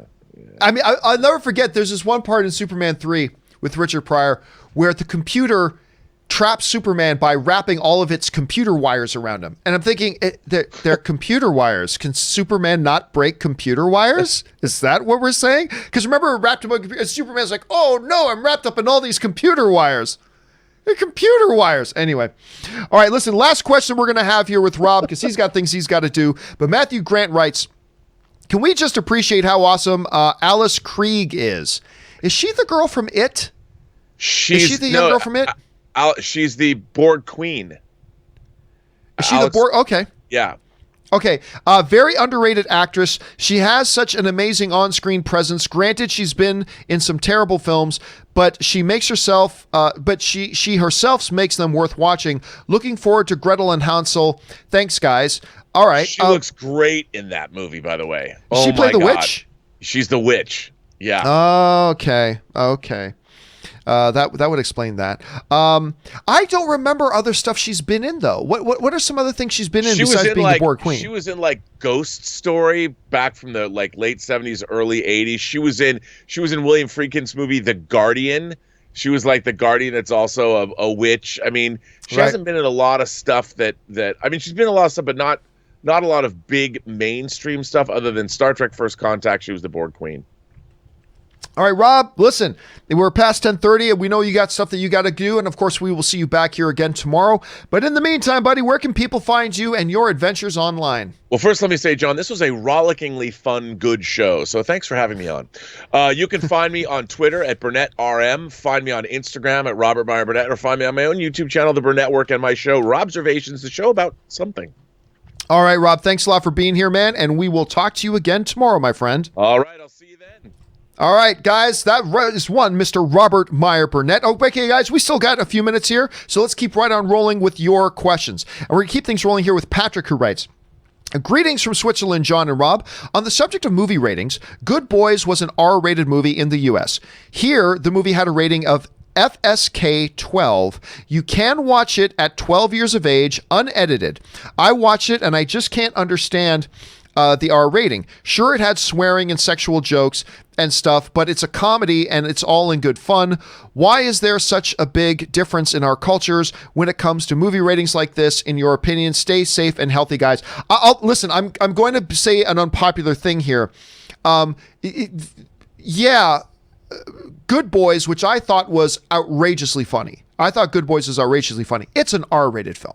That's an R-rated. That's not a film I want my 10-year-old kid to go and walk into. I don't want a movie theater letting my 10-year-old kid to go in and watch that. It is a lot of stuff. But remember, an R rating in the United States, kids can still go see it if they're accompanied by their parents, right? A lot of people still have this misunderstanding that if it's rated R, kids can't get in. No, actually, kids can get in if they're accompanied by an adult. But yeah, to me, I absolutely... Now, I'd be curious if FKS 12 if just any kid can go in and see it, or if they also have to be accompanied by an adult. Because if they do, then it's not all that far off from the American R-rated system. Why they differ from country to country? Every country has different sensibilities, I suppose. But to me, and you know me, I love the filthy. But yeah, Good Boys was definitely an R-rated film. Good Boys is definitely an R-rated film to me. But again, even in this country with an R rating, kids can still get in to see it if they're accompanied by an adult. But as far as the differences, I think somebody should do a real good, like a good in-depth essay on the differences between the different rating systems in different countries. I think that would be interesting. Thanks for bringing that up, man. All right, David writes, "Hey, John, as a longtime Vudu user, over 5,000 movies, holy crap, I have a concern about Fandango taking over. Number one, the Fandango Now website and app are inferior to Vudu. Number two, I fear with old studio contracts that some films might not transfer when they eventually merge." No, that's not true. Listen, the way contracts work, unless there's some specific language put into it, but it's very, very unlikely. The way contracts work is that if, like, let's say I have a contract. Well, let's put it with this. Tom Brady has a contract with the Tampa Bay Buccaneers.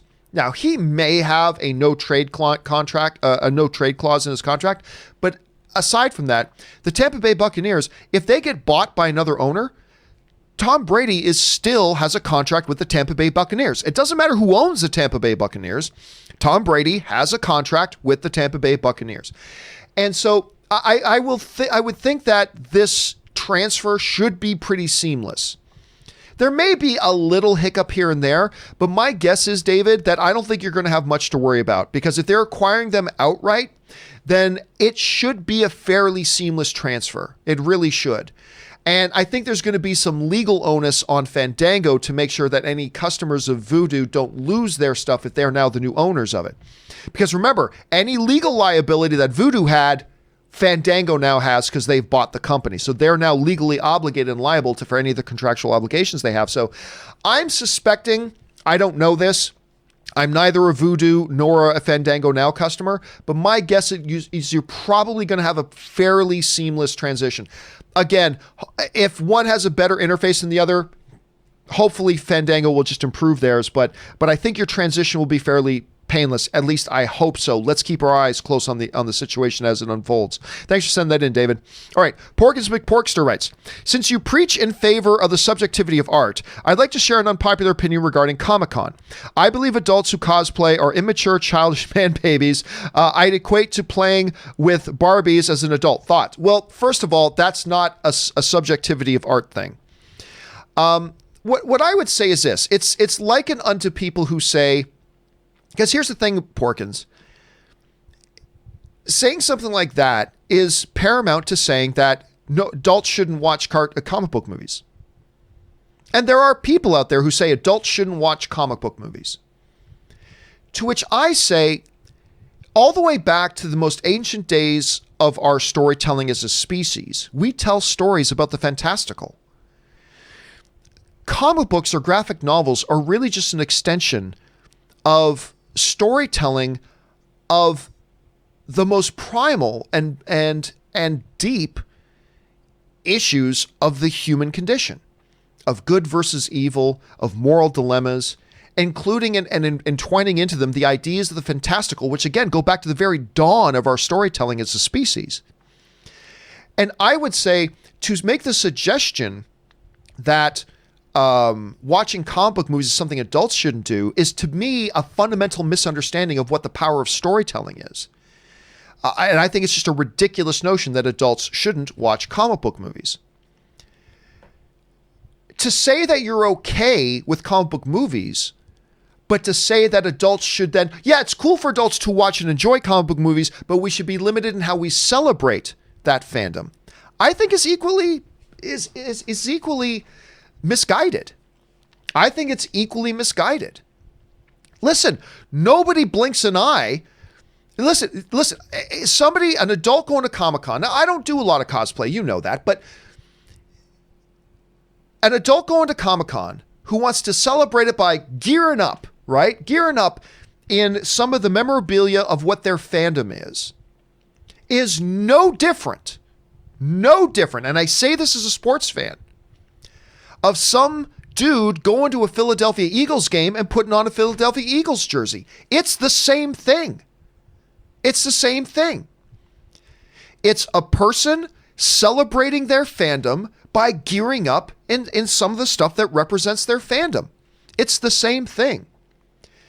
You know, an adult dude who loves and is inspired by the mythology and storytelling of Captain America wanted to go to an event, so it's an appropriate place, and deck out as Captain America as a celebration of their fandom.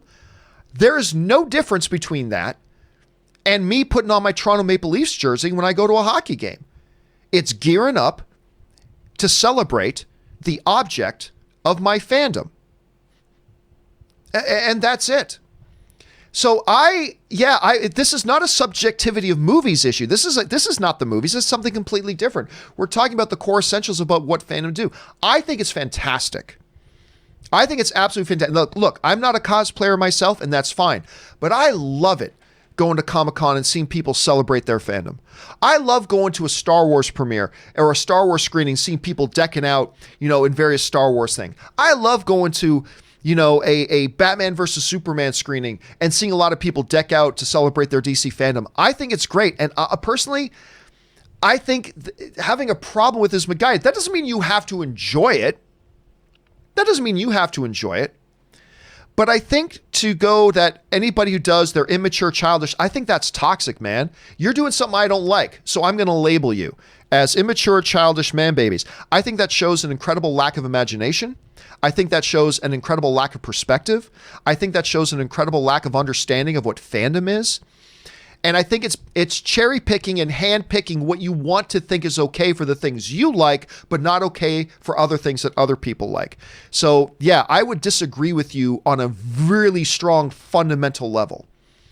The celebration of fandom is something that we do in sports. It's something that we do. It's the exact same thing. I told the story the other day about when I went to the first screening of the Sex and the City movie, because I had to cover it. And like all these women are there, and guess what? They were all decked out. Their best shoes, their best clothes. They went to the salon, they got their hair done, they got their makeup done, because that's a Sex and the City thing. They were decking out in celebration of their fandom of that. It's no different. And any perceived difference is completely falsely manufactured. It's completely falsely manufactured. So yeah, although I myself, like I said, I am not a cosplayer. It's not something I do or anything like that, but it is what it is. Hold on a second. I just got a thing here. I'll tell you guys what I just got in a little while. But yeah, I disagree with you completely, Porkins. And hey, if that's your perspective, that's great. But I don't agree with or think it's okay to ever hold a perspective that thumbs your nose up at other people for just the way they celebrate their fandom. I don't approve of any position where you just stick your nose up in the air at other people simply because of the way they express their fandom. I don't think that's good, and I don't think that's healthy. But anyway, that's just my take on it. Okay, next up. Benny J writes, "Hey, John, hope you're doing well. I am doing well, thank you. Just bought my first pop yesterday. It becomes a little addicting, my friend. It becomes a little bit addicting. It's the Man of Steel 2013 edition, and it's glorious. Have you or Ann seen the Baby Yoda pop, and will you be buying it? Also, here in Queensland, Australia, we had 0 cases of COVID-19 yesterday. That's awesome. Talk about flattening out the curve. You guys have killed the curve. That's great. You guys keep up the good work on that. I have not seen the Baby Yoda pop myself yet, but yeah, when I'm in some store, once I'm able to be in a store, when I'm in some store, if I see it on the wall, I'm buying it up right away. And I know Ann's buying it up right away. So absolutely. So good on you for getting your first pop. They're not as good as Hot Toys, but guess what? One of those pops cost me $10.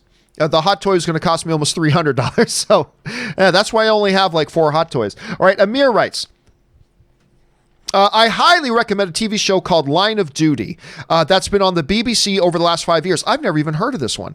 It's about internal affairs investigating corrupt cops. It's an intricately plotted story with twists and turns and only 6 episodes per season, which is kind of standard for BBC, which is very different from here in the States. I have not heard of this, but listen, ever since that one show with not Jon Snow, Rob Snow, and I forget the actor's name, Richard something or other. He's going to be in the Eternals. Anyway, that one BBC show with him where he's like the bodyguard. I'm like, okay, I'm kind of fascinated. And then Killing Eve, which was also a BBC show, I believe. And I'm like, okay, I'm starting to really get hooked in these shows. So that sounds intriguing to me, Amir. Thank you so much for the recommendation. All right, next up. Brandon Nope writes, will the virus have a bigger impact on TV or film? That's a good question. I'm going to guess, you know what, I don't mean to sidestep the question, but honestly, my guess is probably going to be pretty equal.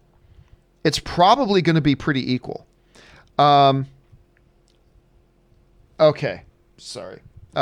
Just got some stuff coming in here. All right, I think it's going to be pretty equal, to be honest with you. Taki75 writes, Electric Boogaloo, the wild, untold story of canon films. I love the parts about Menachem Golan's crazy film pitches and production anecdotes. I have not seen that. I've not seen it, but I believe I've heard Rob talk about that. Hold on a second. Let me bring this up here. Electric Boogaloo, not Break Into Electric Boogaloo. Electric Boogaloo. Let me see if I can look that up. Or I might be thinking something up. Yes, Electric Boogaloo, the wild, untold story of canon films. I am not familiar with this. Apparently this is from 2014 or something like that. I haven't seen it myself. But anyway, Taki, thank you for putting it on my radar, because I believe Rob has told me about this before, if I'm thinking of the right film. And it does sound like something I need to check out myself. Thanks for putting that on everybody else's radar. All right, next up here, Amir writes, movie recommendation today is A Girl Walks Home Alone at Night. It's made by an Iranian director with Farsi dialogue, but I'm not sure if it's classed as an Iranian movie. If you're looking for something left field, this is a vampire... Okay, first of all, an Iranian vampire movie. Sold. You sold me right there. An Iranian vampire movie. That's a phrase I woke up this morning not thinking I would hear today. I did not wake up thinking someone today is going to talk to me about an Iranian vampire movie. Okay, I'm intrigued. At the very minimum, Amir, I am absolutely intrigued. That got me interested. All right, David Crabtree writes, had only watched 5 or 6 episodes originally, using the extra time to catch up on Lucifer, and I absolutely love it. Might be my favorite ensemble cast since West Wing. Maze is my favorite. I love her. And that scene in season 2, the yoga studio. Listen. For those of you who have seen Lucifer, you'll know what I'm talking about. And for those of you who have not yet seen Lucifer, and you should, time to get caught up before season 5 hits. There is an episode in season 2 of Lucifer that, to me, it's not that the episode is the funniest episode of all time, but there is a moment in season 2 that David is now describing in a yoga studio that no scene in television history, no single scene in television history has ever made me laugh this hard. And it's the episode with the yoga, the murder at the yoga studio. It's that scene. I have never laughed harder in my life at a television episode. Again, I'm not saying the episode is the funniest episode, but that one moment is the single hardest laugh I have ever had in a TV series ever. And it's that one. Again, for those of you who've seen it, you know what David's talking about. For those of you who haven't, keep your eyes open for it when you get caught up, because you'll know it the moment it happens. You will know it the moment it happens, David. All right. James Argento writes, Shazam and Aquaman are now scheduled to come out 6 weeks apart. Do you think one of them will move before then? I think Aquaman will move, since it's currently going head-to-head with the next Star Wars film on December 16th, 2022. The problem is we don't even know that an actual Star Wars film is still going to come out that date. I have my doubts. I'm not saying it won't. Don't misquote me. But I'm saying I have my doubts. And every day that passes that we don't hear something from Lucasfilm about that, I become more and more dubious that it'll happen. So it'll be great if it does. I don't know that they're going to move. And by the way, Shazam, yeah, they just did the big move of Shazam. They moved it back to 2022, which is an awful long push. This is going to be years in between movies. I don't know. It's a weird one. We didn't have time to talk about today, but that is a weird one. I'll just say this. I don't think, James, that Aquaman moves. They had too much success in there. Remember, the last Aquaman movie released in December, it made $1 billion at the box office. They're not moving that date. They're not moving that date. Star Wars movie or no Star Wars movie, they're not going to move that date. There's a lot of money to be made by everybody in December, so I don't see them moving that date. DC Marvel writes, hey, John, don't you think they should wait until this virus is over, then start announcing release dates? Because we never know when it's ending yet. I don't think so. I think they're fine planning, as long as they're not planning for next week. Because we do see that by taking the measures we've been taking, the curve is starting to flatten out. It has flattened out in some areas. It's starting to flatten out in other areas. So I think we can look at some projections and understand that there will be a new definition of normal when we come out of it. But I think it's fine. You can't stop planning. And I'll put it this way. If all the steps we've been taking have had zero impact and we just see the rate going higher and higher and higher and higher with no flattening of the curve and blah, blah, blah, yeah, then maybe you can't plan. But we're seeing that we are having an impact. I think you can plan. And what's the worst thing that happens? You have to change your plans. That's the worst thing that happens. You have to change your plans. But a lot of these things that they're planning and talking about are years out. And so I think they're safe to make their plans at this point. I think they're safe to make their plans. But again, plans can be changed. So that's the good thing about it. All right, Star Wars Rocks writes, hey, John and crew, I was just wondering, is the normal length of a short film within 30-minute mark or longer? You can Google that easy enough. Oh, a second. Academy definition of short film. A short film, I believe, is under 40 minutes, but hold on a second. Let me pull it up here. Oscars.org. Short films. Here it is. The definition it is 40. A short film definition. This is from the Academy Awards. A short film is defined as an original motion picture that has a running time of 40 minutes or less, including credits. So a short film that's 2 minutes long and a movie that is 39 minutes and 58 seconds, including credits, are both categorized as short films. Whether that's a good definition or not, whatever, but that is the Academy's definition of a short film. So it's not 30 minutes or shorter. It is 40 minutes or shorter. All right, 50 Shades of Greek writes, hey, John, let's see if you can guess the movie quote. Hey, roaring, Jagar and Tov. Nope, over my head. It doesn't even sound familiar to me. It's probably a movie I've seen 100 times, but it doesn't even sound familiar to me right now. Star Wars Rocks writes, hey, John, I'm just wondering what you think of the Mandalorian Season 2 trailer, because it left me a bit confused. That's only after having watched it once. Well, obviously, it was a fake trailer, and I think you know that. It was a fake trailer that some people were kind of upset about. Some people got upset by it because, IGN, I think IGN clearly did it in fun. I have no problem with it. There were some people online who were upset, was like, look, if you want to make a fun thing, that's cool, but you put it out and labeled it as exclusive official Mandalorian 2 trailer, and you misled a lot of people, and it's not April Fool's. I get that some people were upset, and I can see why. For me, I thought they just did it in fun, and so I had no problem with it.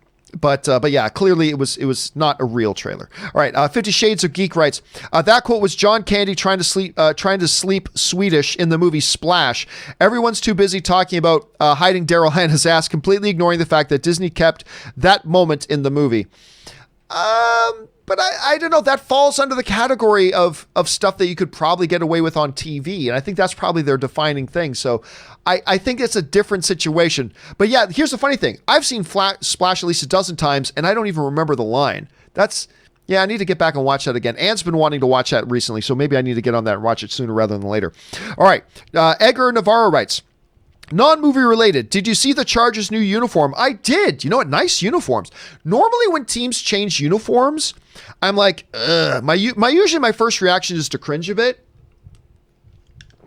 But I gotta say, I like the Chargers uniforms. I actually think they look pretty damn good, to be honest with you. All right, Wakandan Forever writes, besides politics, are there other topics off limit? Well, I mean, it's just a good... So spoilers, I'm okay with people asking about other things, like sometimes people ask about sports, whatever. I like it to mostly stay to the topic of movies and TVs, but every once in a while, if people want to throw in another question, that's fine. But, and it's just simple. If I think a question is inappropriate, I'll just skip over it. If I think a question is inappropriate for the show, I'll just skip over it, breeze by it. But mostly politics. Again, a good rule of thumb is use your common sense, right? Use your common sense when sending in a question. And 99.999% of the people do. They use their common sense. Are we writing in something that other people will find relevant? Or am I writing in a question that doesn't apply to anybody else and is just going to kill screen time while we wait to talk about something that interests more people? So I don't know, just use your common sense. So yeah, just exercise common sense. Generally try to stick to the topics of movies and television and pop culture, but it's okay to go outside of that a little while. Just exercise common sense. All right. The Wakanda Forever writes, is there a movie character you identify with culturally? Mine is Black Panther as a Wakandan. It feels good seeing our superhero finally taken seriously after Meteor Man. It was about damn time. No. As an Italian Canadian, not a lot of big television or movie characters that feature Italian Canadians. Not a lot of them out there. So I can say there's probably none that I actually identify with very much. I would like to, although I will say I get a kick whenever they say like a character is Canadian. Like for instance, I don't know, but a little bit of that, but for the most part, not really. And good on it. It's good that Wakanda is finally being put on the map. Wakandan Forever. It's good that it's finally being put out on the map. After all the years of it being ignored by big Hollywood, it's good that Wakanda is finally getting its fictional due. All right, Wakanda Forever also writes, what is the first R-rated movie you snuck into? First R-rated movie I snuck into. You know what? I don't know off the top. This is an answer I should know off the top of my head. It might have been Terminator. Might have been Terminator. But was that even rated R? I can't remember now. I'm not sure. That's a great question. I got to think about that, Wakandan. Wakandan also writes, one last one, John. Is there a special act of kindness you've seen in the shutdown? During Easter, a guy dressed in a bunny costume and drove around my neighborhood, waving to kids stuck in their houses. That's awesome. I've been seeing some really great little things. I don't know that there's one big one that stands out to me a lot, but one of the ones I saw, which I thought was just great, and I can't remember if I just saw it on YouTube or if I saw it on John Krasinski's SGN or whatever, but there was this dude who had extra hand sanitizer and extra toilet paper, and he just put it out on his porch and said, dear delivery people, like for people who are whether Amazon deliveries or grocery deliveries or whatever, people who are working during this thing, who are essential services. And the dude just put out extra hand sanitizer and extra toilet paper on his porch. It's a little thing with a sign that said, dear delivery driver, if you need any of this, please take some. And in the video, you see a delivery driver actually knock on the guy's door and say, hey, are you serious? Can I? And just holding up like a roll of toilet paper. It's like, can I take this? Is that cool? Yeah, man, go take it. It's the little things. It's in times like this when we as fellow members of society do the little things that really touch me a lot. And I loved seeing that. I thought that was great. I thought that was wonderful. So thank you for even asking about Wakanda. That just made my heart smile a little bit, even thinking about that. So thanks for bringing that up on the radar. All right, Nerd Talk writes, guilty pleasure recommendation, 51st States. I don't think there's anything guilty about that. A lot of people love that movie. There's nothing wrong with 51st States. A lot of people love that. Don't you feel guilty about that one, Nerd Talk? All right, NR99 writes, today is the 4th year anniversary of when Prince passed away. It's true. Honestly, it feels like longer than that to me. But anyway, it's incredible as it feels like yesterday. He was gone too soon. It's weird because to me, it feels like it was forever ago. I don't know why, but it just feels like it's been forever. But yeah, he was truly one of the great musical geniuses of our time. 50 Shades of Geek writes, in my opinion, Cap's defining moment was when Dr. Erskine, I always mispronounce the name, asked him if he wanted to go to war and kill some Nazis. He'd just say, I don't want to kill anyone. I just don't like bullies. That was a great moment too. But also to me, and they set it up like this, it's in the first Captain America, the first Avengers. Another great one is when, he just wanted to show that all these guys are just cowards. He throws the grenade, and the only guy to throw himself on the grenade was this little guy. Like that said everything about Captain America that you needed to know. Even as this scrawny little powerless dude, his first thought was to throw himself on the grenade. And I think that was very defining too. Adam K writes, would you consider going to New York Comic Con? Yes. I've always wanted to go to New York Comic Con. Of course, that's number one if it happens this year. But then it's also expensive. Flying to New York, getting hotel rooms, eating while you're there, it's expensive to go. So I would love to go, and maybe this will be the year if it happens. I mean, it's kind of doubtful that it'll happen this year with it being in New York and all, but I would love to go. Anthony Enoch Jr. writes, Eddie Murphy, Stevie Wonder biopic. Let's do it. Is that an official thing or dream casting? I don't know. I don't know about Eddie Murphy. Well, I don't know. You know what? Eddie Murphy's actually a pretty good dramatic actor. Maybe that could work. Nathan Taylor writes, Val Kilmer released his autobiography, I'm Your Huckleberry today. I read the first chapter and it should be a good book. I had no idea. We were just talking about Val Kilmer the other day. I like Val Kilmer. Whether you're going all the way back to Weird Science or Top Secret, and then of course he was Batman. I mean, and his adventures as Iceman. I love Val Kilmer. I didn't even know he had a book coming out. That is one I'm going to have to check out, actually. I think I've got like 18 unused Audible credits. I'm going to have to go. Maybe I'll have to get that one. Thank you for putting that on my radar, Nathan. I didn't even know that was happening. All right. Joshua Meany writes, last week I mentioned Star Kid as a guilty pleasure, but you hadn't seen it. Hoping to get this in time to ask Rob if he's seen it. You guys rock. Unfortunately, Rob is not here right now. I had not seen Star Kid. Let me bring it up here on IMDb just to make sure I know what I'm talking about, because maybe I did see it. I just don't remember it. Star Kid, 1997. Movie. Oh, yeah, that's right. This is the one that I had not seen, but I totally recognize the poster. For those of you guys who don't remember, this is the one I hadn't seen, but I completely recognize the poster. Like, you'll never forget that poster when you've seen it. But no, I had not seen it, and unfortunately, Rob is not here anymore. So sorry about that, Joshua Meany. But I'll tell you what, I will try to remember to ask him that tomorrow if he's seen it. I will try to remember to ask him that tomorrow. All right, Phil, I'm trying to fly through just a couple more here, guys, before we got to wrap up. Philip Carbon writes, hi, John. 2 questions. Is Agents of S.H.I.E.L.D. still part of the MCU? Second question, will we see the Thanos Snap storyline in the final season? I don't care. I don't watch Agents of S.H.I.E.L.D. I finally gave up on it. I don't watch Agents of S.H.I.E.L.D. anymore. I didn't see the last season. I don't plan on watching it anymore. To me, it's a terrible, terrible show.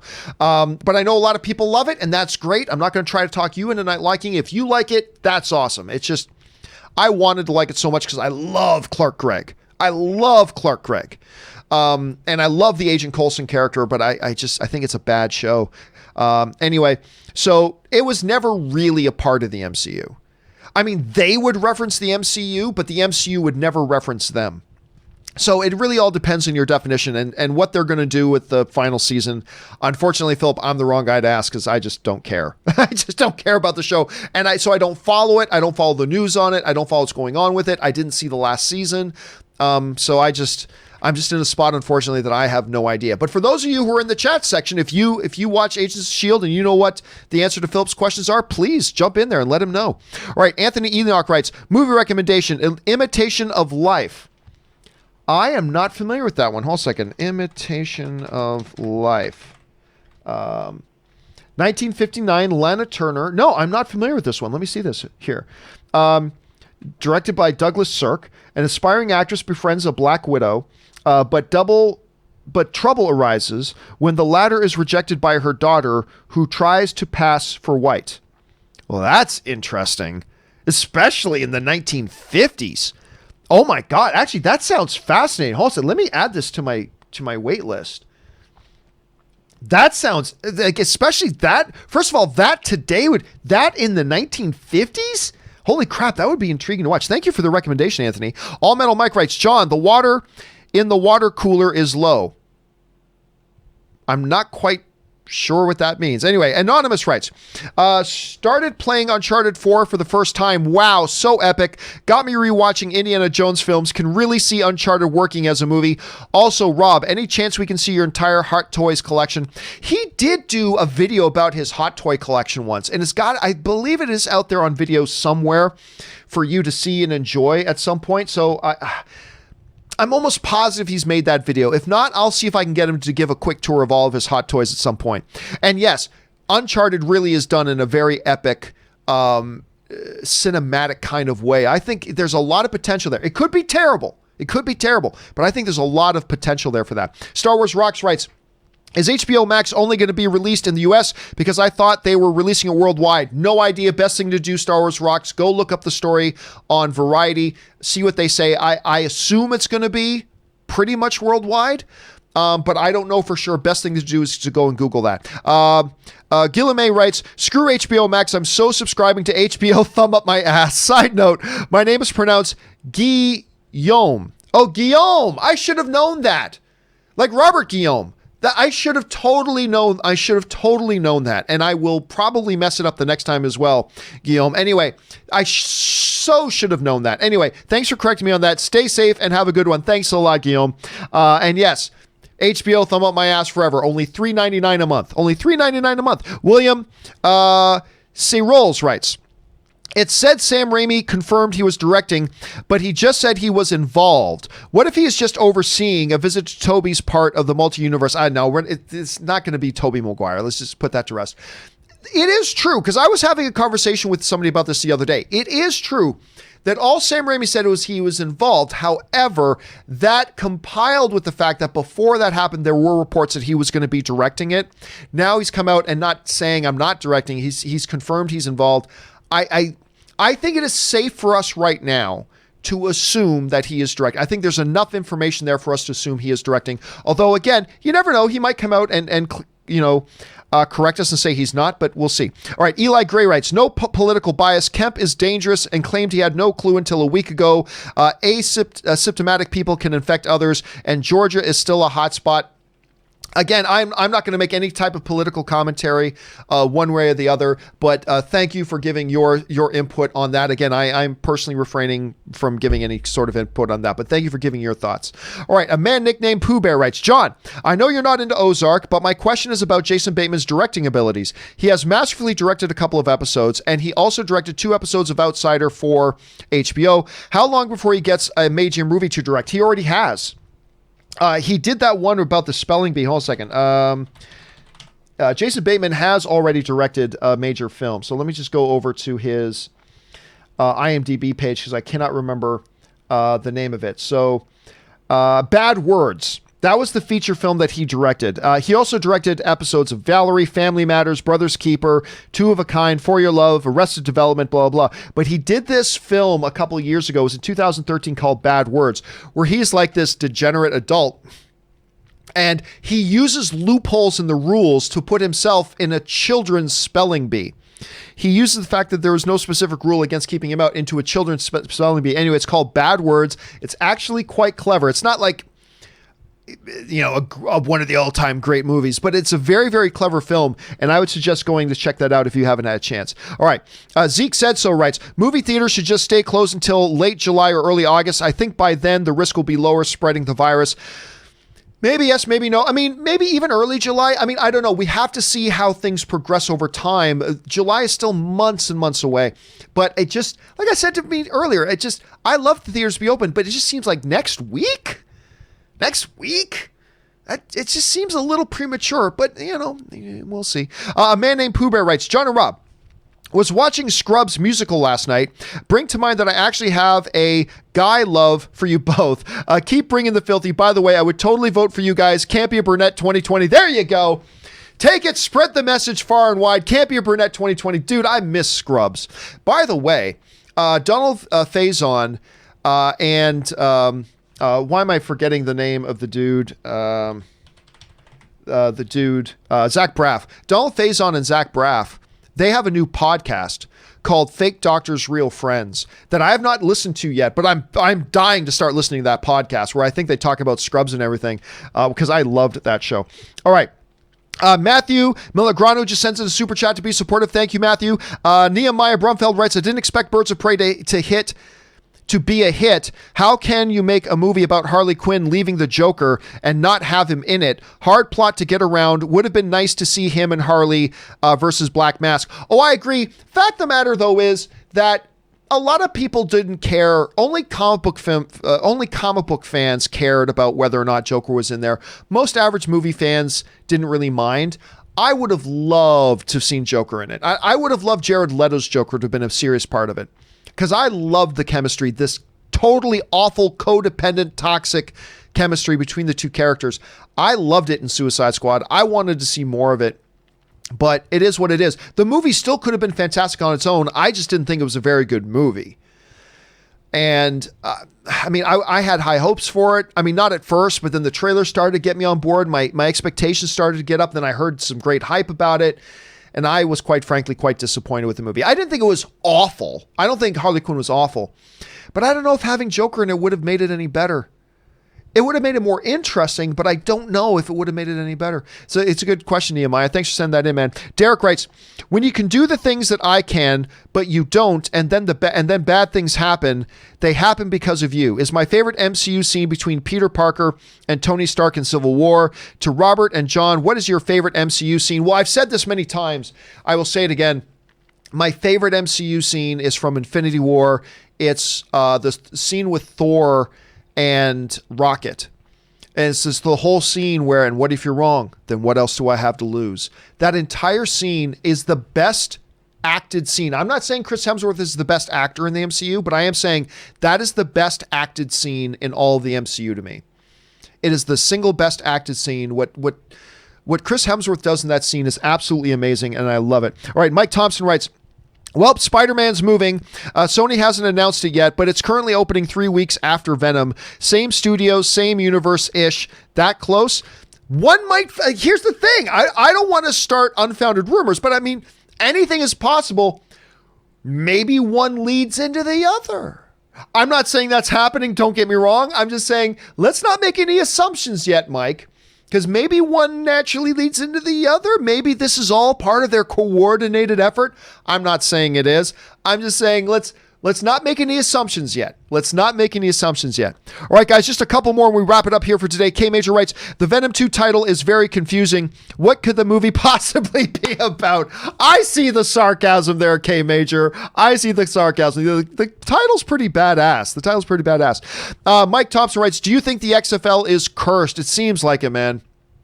It seems like, I'll tell you what, I watched a couple of XFL games this year. Not NFL quality, but pretty entertaining.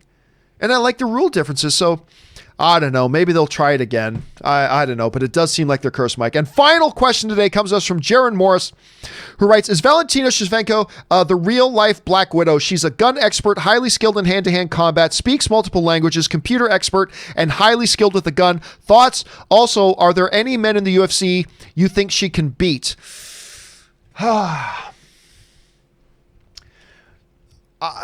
Maybe at lighter weight classes, maybe once you get into the flyweights, there might be a couple she could give a run for their money. Maybe.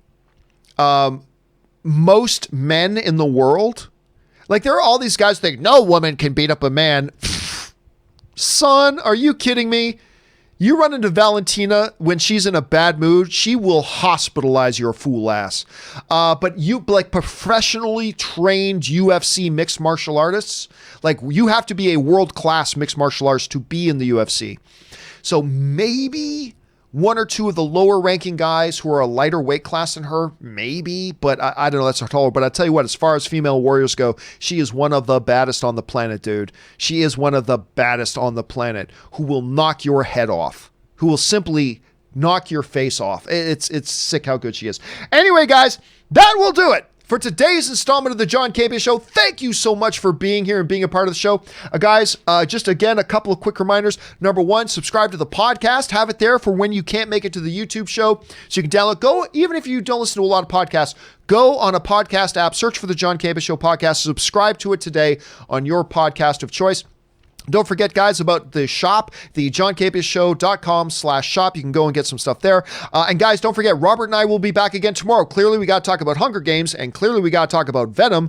And there's probably going to be a whole lot more stuff for us to talk about here tomorrow. Guys, thank you for making the show a part of your day. Special thank you to all you guys who sent in questions. Number one, because you gave us great fun things to talk about. Number two, you supported the channel while you did it. And all of us here on the John Campea Show, thank you guys very much for that. All right, guys, that'll do it for me for now. Thank you so much for being here. My name's John Campea, and until next time, my friends, bye-bye.